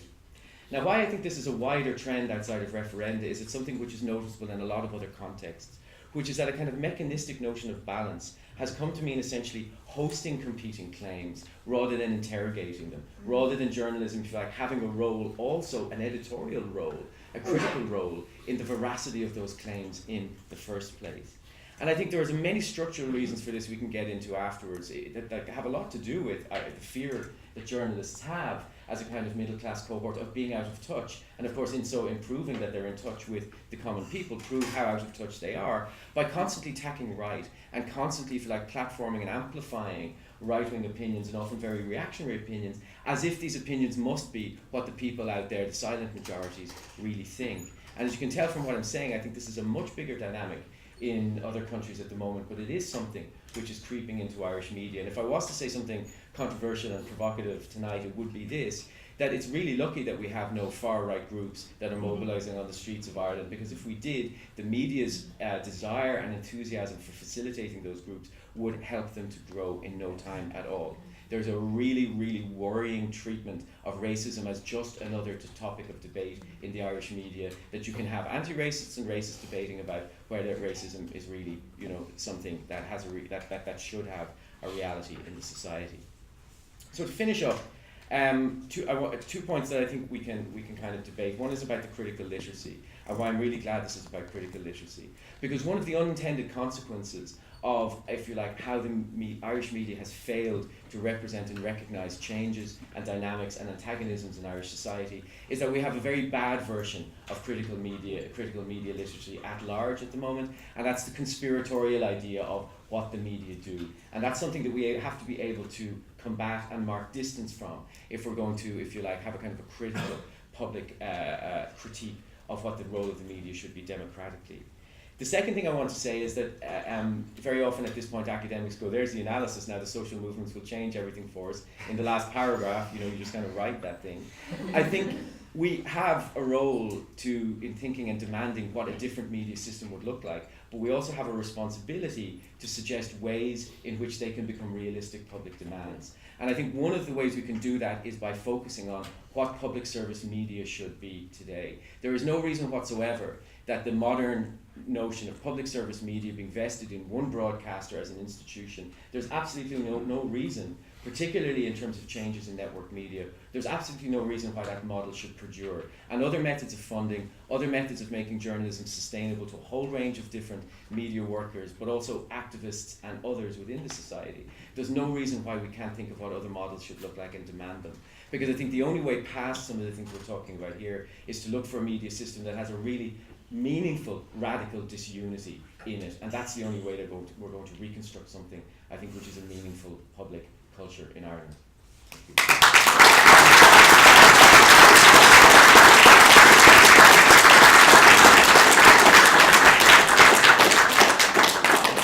Thanks so much, Gavin. Another fascinating set of insights. I don't know about you, I can't remember the last time I was at a conference where at one of the plenaries I learned so many interesting, sharp, critical insights. So I think brilliant responses from the three of you, and thank you all so much. We're now going to come to the questions and answers. I'm sure you also have things you'd like to say. And just while you're gathering results, I'm just going to give Vincent a chance to respond if he wants to the question that Nikki put Well, down. I'm sure they'll come up with questions and answers to that. I don't mean disrespectful to anybody who's spoken, but I think that let Give the them a audience. chance. Yeah, okay, great. Right, so we're seeing lots of hands already, yeah. Yeah. I'd like to commend Harry for putting on for this initiative. And is this the first year, Harry? Second year, yeah. It's absolutely essential that this happens in this country. My name is Michael O'Flanagan. I'm 70 years of age. I addressed the New Ireland Forum in 1983. I edited the Inchicore Times. Vincent spends a lot of time in Inchicore, reading fame. I chaired the board of the Regeneration Board for St. Michael's Estate.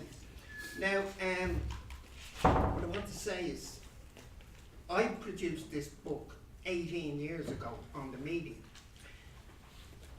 There was no analysis of the media in this country 18 years ago, and there hasn't been much since, or at least in the published sphere.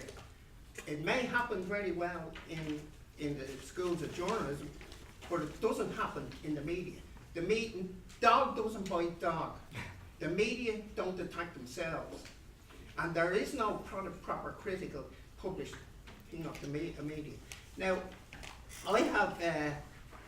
I've attended one or two summer schools where there was sections on the media. For example, Harry spoke at the Green Summer School with Tom McCochran on one occasion, and it was one of the few times that they had a debate on the media. And the same thing has happened here tonight, as happened at that. I think that was about 7 or 8 years ago. Nobody mentioned Section 31 of the Broadcasting Act. Now, the thing about Section 31 of the Broadcasting Act, it absolutely formed groupthink in this country, and it absolutely still conditions the way the media in this country collude and work together. And that is something that is never discussed. The next thing I want to talk about is honesty. The honesty. A lot of questions. So yeah, well, I'm talking about. Okay, I'll get out of the way now. But the other thing is, there is an onus on journalists to be honest, and I don't find journalists honest. I find it very difficult to find honesty in their work. I'm not prepared to accept that it's the people who own the media or their overseers who make them dishonest. I find it very difficult to find the average journalist or the senior journalist honest in this country. Great, thank you very much. Okay, I'm going to take a couple together. I'm going to take 3 at a time. There's a woman up here, yeah, and then this man here, and then this woman in the corner. Okay, and then I'll just take, and if you can be concise as possible, please. We're finishing at 8. I just had an experience myself of actually going on live line, talking about the General Secretary of the Irish Congress of Trade Unions, sitting on the board of the Central Bank for 15 years, signing off on the audit reports. What was he doing there when there was a massive crisis going on in the country? At the time I was working as a teacher, there was massive cuts in schools, etc. And I condemned his silence. He was either asleep on the job, or what was he doing, or he should have known the full story. He was signing off on he was chair of the audit committee and signing off. Next morning I got a phone call from Joe Duffy's team to say I either retract my statement or I'll have a lawyer on to me. And of course I retracted my statement. I sort of said, how could I stand over it? The obfuscation was he was on the Financial Control Committee with the Central Bank. He made our financial service. Anyway, I could not get one single journalist to take that up, except finally Paddy Prendeville in Phoenix recorded the whole thing. You know, so they said that what I had said there was nothing wrong with it. I was actually raising a very legitimate question. I contacted a senior producer in RTE, told me I was defamed, but I mean, I couldn't go down the road of litigation. But I was censored, and that debate was censored. And what it made me feel was, Vincent has done really important work in the past on the role of secret organisations. And I am convinced that people in high places who've gone to the same schools, who are in positions of power in unions as well, are part of the likes of Columbanis or Opus Dei or whatever. And there's a collusion to shut people up and shut down the debate and terrify you with legal injunctions straight away. Great, thanks very much. You were next, and then we'll go back. Yep. I'm just interested in what the panel might think of Julian Assange and WikiLeaks. I believe it was Nikki that mentioned that there's a sort of a collapse in journalism in terms of the trust that people have in journalists. I think part of that is the falsehoods that are littered in everyday newspapers.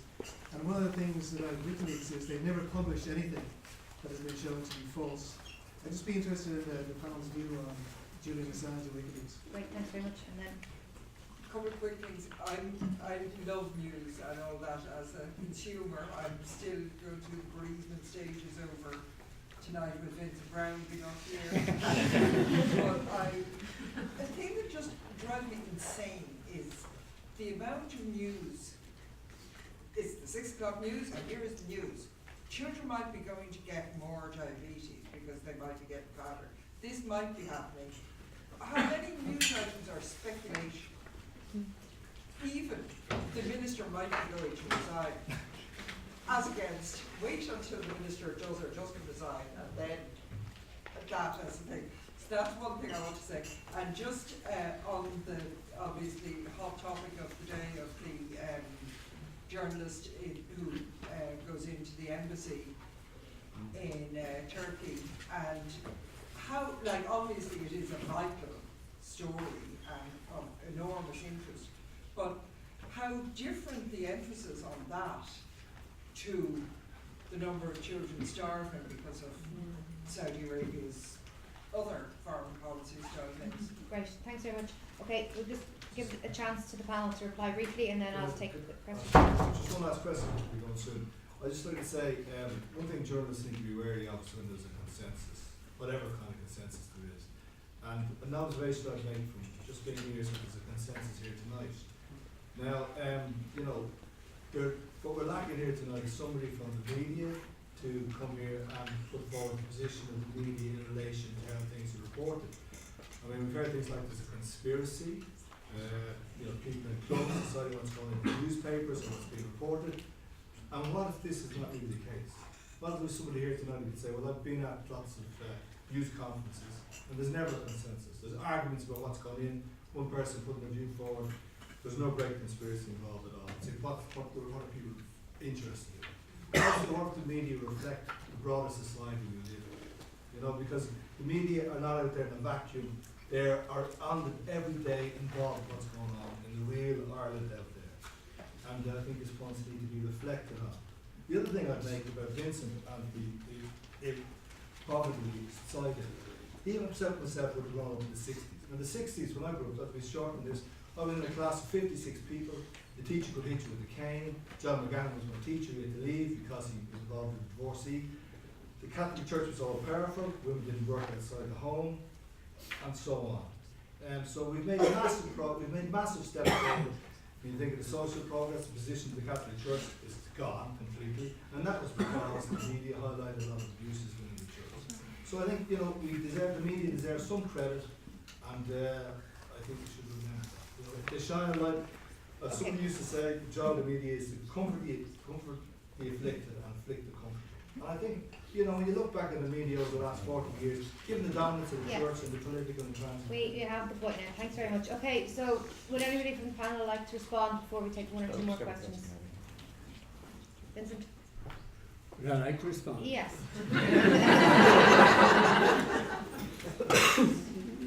Yes, it should. Just to make a few points. First of all, about the Stephen's Green Club. I think you're mistaken about that. The idea that people in the media get together, group together and decide on a particular line on things just isn't true. But it is true that they come to issues with the same mindsets, that basically our structure of society is okay, and if you disturb it, it's going to be a disaster.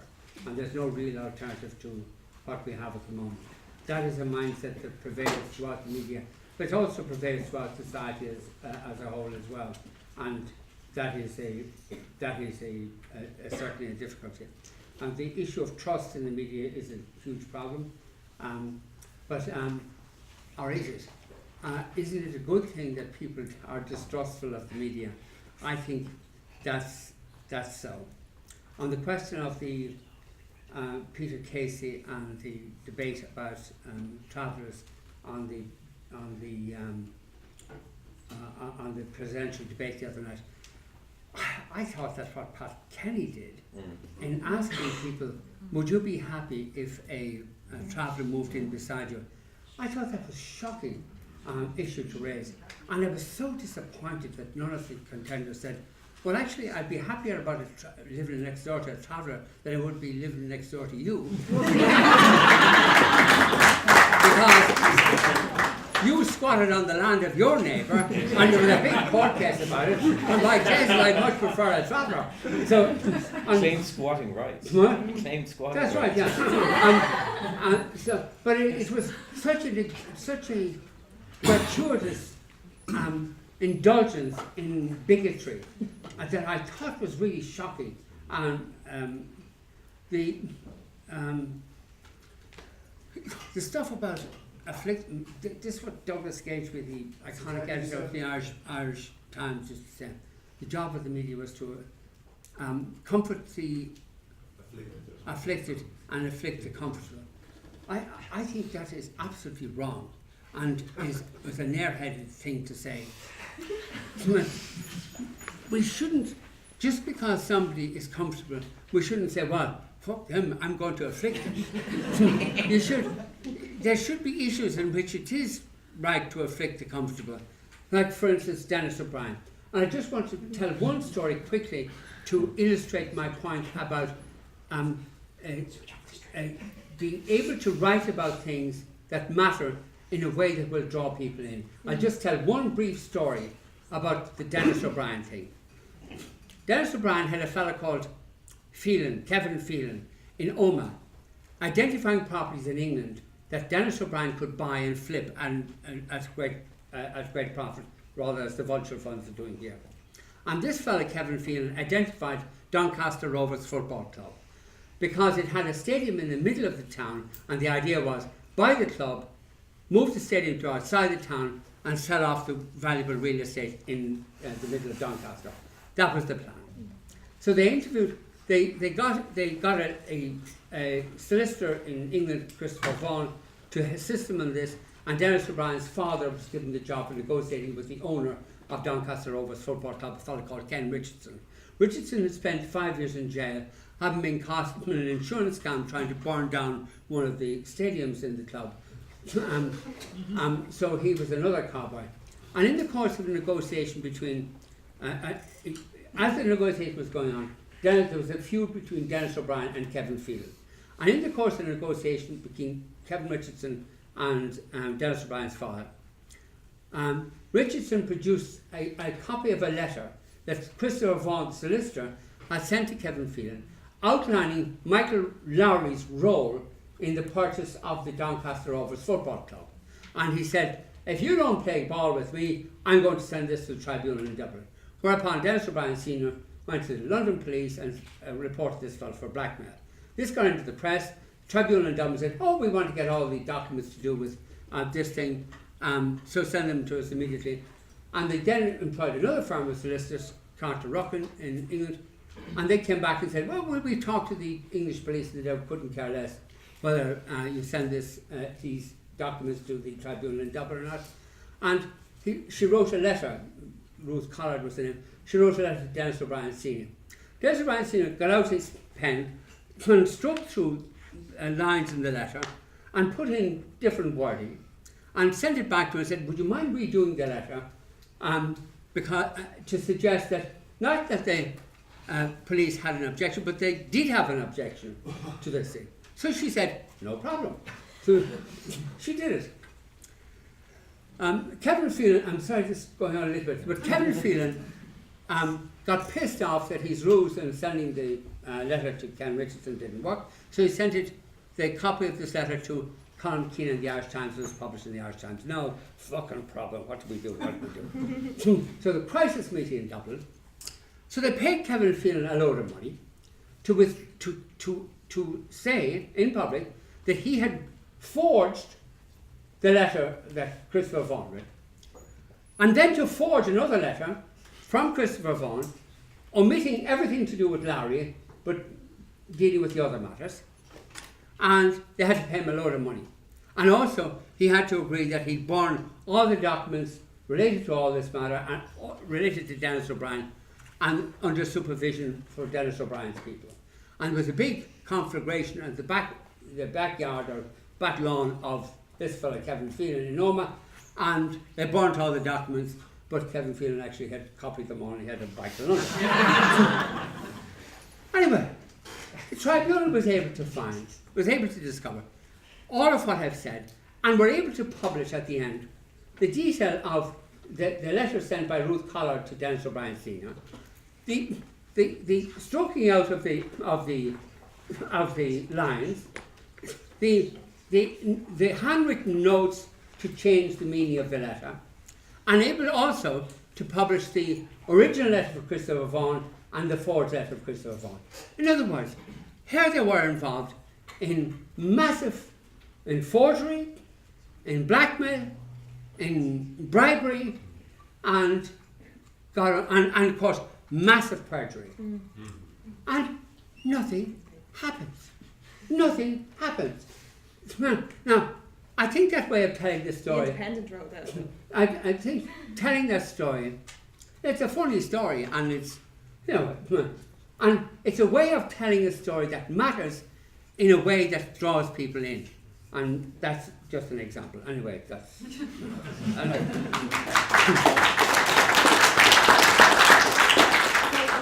We're literally out of time, so I could take one or two very short, like 30-second questions, and then I'm going to give each of the respondents a chance to reply quickly as well.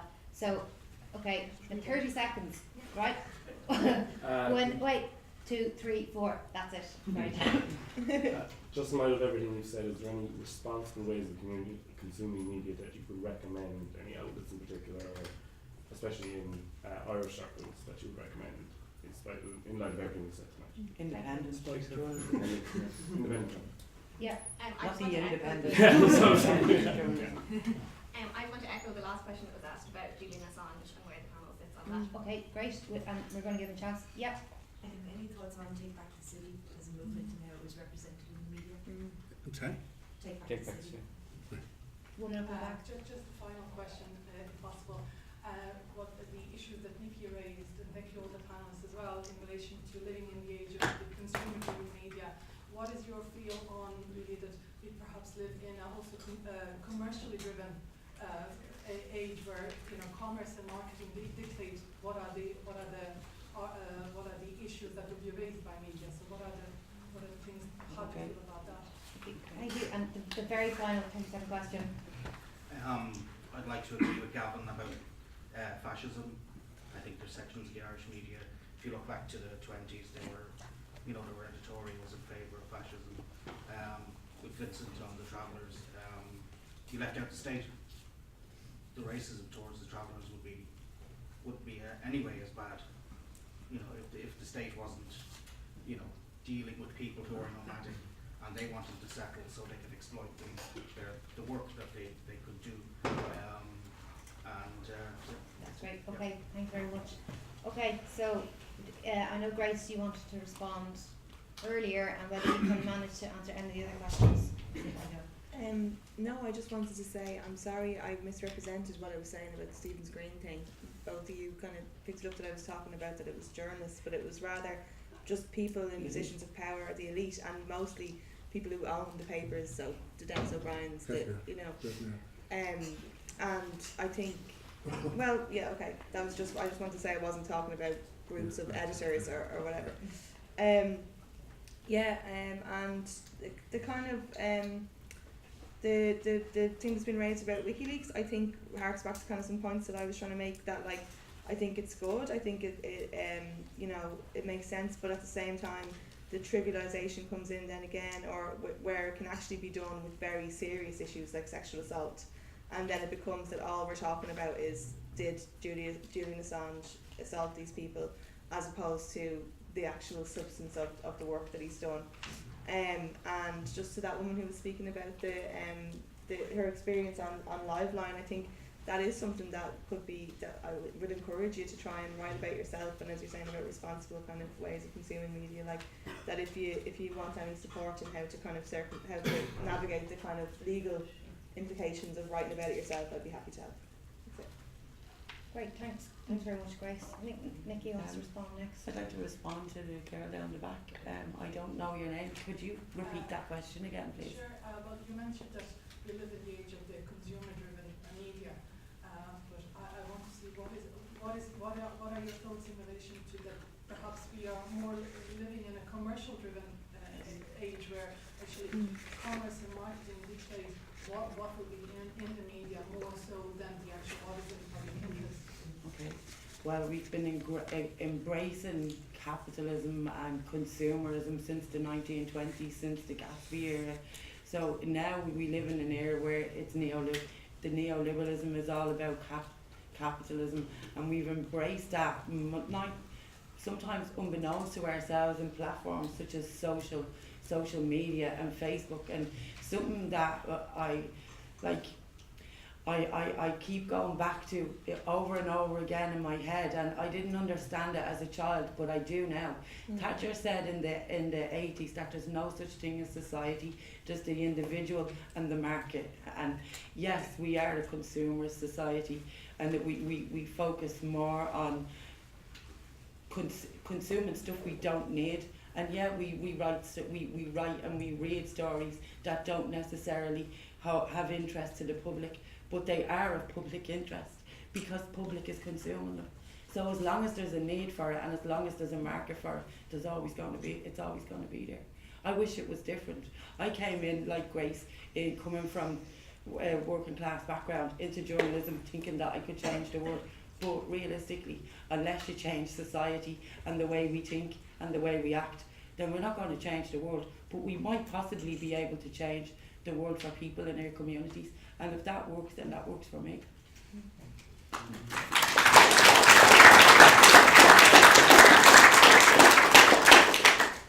Gavin? Maybe if I just answer some of the questions that haven't been discussed, because I agree with so much of this. On the apparent murder of Khashoggi and the coverage of Saudi Arabia, I mean, I agree to some extent with your point. It's always the case that individual stories are and particularly horrific ones like this are regarded as more newsworthy than long-running conflicts in parts of the world that, you know, essentially Eurocentric media don't care all that much about and don't invest an awful lot in when it comes to reporting. But I would say in this instance what's shifted is that that has become much more part of the story. In other words, that precisely because the political behaviour of Saudi Arabia has become part of the story, and that there's some, at least on the surface, shifting or pretense at shifting, or pretense at sort of renegotiating alliances which have been quite set from the Cold War era on, there is a little bit more, I think, discussion, and there's a little bit more coverage of the wider conflicts than there probably would have been otherwise. So I mean, I think the coverage has piggybacked on it a little bit, and I think it's better to draw that relation, I think, than, you know, I've seen a couple of people say, well, that's just one journalist, what about all these other people? I think there's a relation between them has emerged in the way the story has emerged. On being fair to the media, I think we have someone from the media here tonight, Vincent, who's worked in so many different roles over the course of his career. I think that the points that have been made are in many respects have been angry ones, but they've also been analytical ones. And I think, yes, of course, it's important to have working journalists contribute to the discussion. Some of my best friends are journalists, in fact. But where I think we need to be careful is that understanding journalistic logics is important, but journalistic logics do not get to define the value of journalism in society. Because if journalism needs a public, if journalism needs an audience, if journalism has a mission in relation to a public, then that public gets to respond to it. And publics don't always respond in ways that conform to, for example, how journalists would like to hear critique or feedback. But that's actually part of what public debate is and should be about. Take Back the City, I think the coverage was I think because of the ways in which the sheer sort of starkness of the images of balaclava cops and hired muscle, that there was a window in which the coverage was not just quite sympathetic but also quite political. In other words, saying that actually what's happening here is a particular kind of struggle where forces are really ranged against these activists.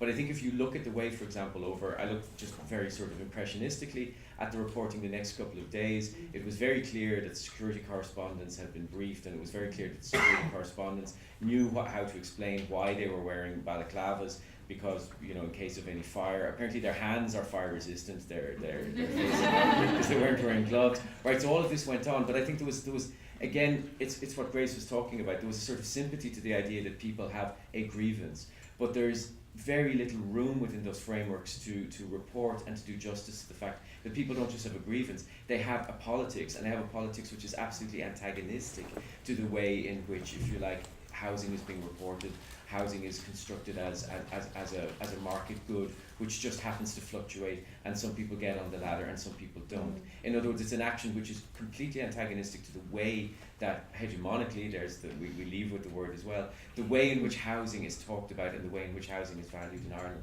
And again, I think that's not something which is specific to Irish media weaknesses. I think that that's something which has always been central to the way in which social movements and protests have been covered. Thanks very much, Gavin. We're nearly out of time. Vincent, did you want to make any final comments or any No, burning? but thank you for inviting me, and I've enjoyed listening to the others. Not much. I haven't enjoyed listening to myself. But thank you for inviting me. Thanks, Vincent. Well, before I ask you to thank all of our guests tonight, I would just want to hand over to Harry, who has a few housekeeping things he'd like to raise. Yeah, the crucial issue of the pub has to be addressed before we break up, and you're all very much invited to Alfie Burns, which is in the Conrad Hotel on Earlsford Terrace, so approximately a 10-minute walk from here along the bottom of Stephen's Green, and the entrance to the pub is just beyond the entrance to the hotel. There's some construction going on there, but you should be able to find your way. We have a section sort of cordoned off for us, and there'll be some finger food served there, and we'll be able to carry on the conversation here a little bit. There is an addition to the program. Most of you probably had a look at the program, those of you who are signed up to the conference. At lunchtime tomorrow, that is at 1 p.m. in this room, we're going to have a special production, a performance of Colin Murphy's new play, which is called Make America Great Again. And it's actually a play loosely based on the life of one of our students here in the journalism program, and I've been summarizing it as one young man's dark journey into journalism. So Make America Great Again on this stage at 1 o'clock. We will be looking for a donation for those of you who choose to attend that, so the actor can get paid. It's a one-man show, and we are in favor of people being paid for their work here, and that would I think this is a very valuable addition, and we hope that you'll be able to donate and enjoy that performance. Again, I want to say thanks to Marie, to Nikki, to Gavin, to Grace, and to Vincent. Thanks also to colleagues in the School of Media, none of whom are here at the moment. The management of the School of Media, Hugh and Kate, who have been, Caroline is here. Hi, Caroline. The School of Media has been hugely supportive of this. They're in terms of budget, in terms of contributing papers, in terms of contributing ideas. We've also had support from the School of Multidisciplinary Technology for the Centre, and so we're really very grateful, and to the President, Professor Norton, who was here earlier, for his support for the initiative as well. So I'll just, Marie, do you want to say anything? No, just all that remains is just once more to thank all our speakers tonight for a fascinating seminar.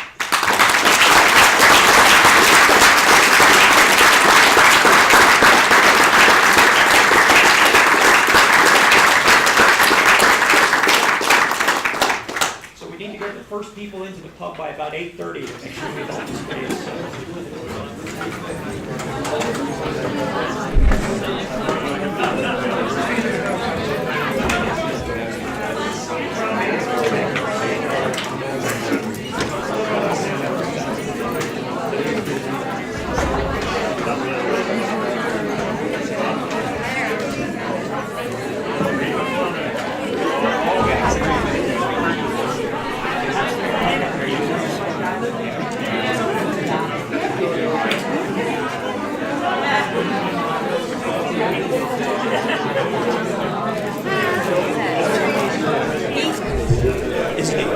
Yeah.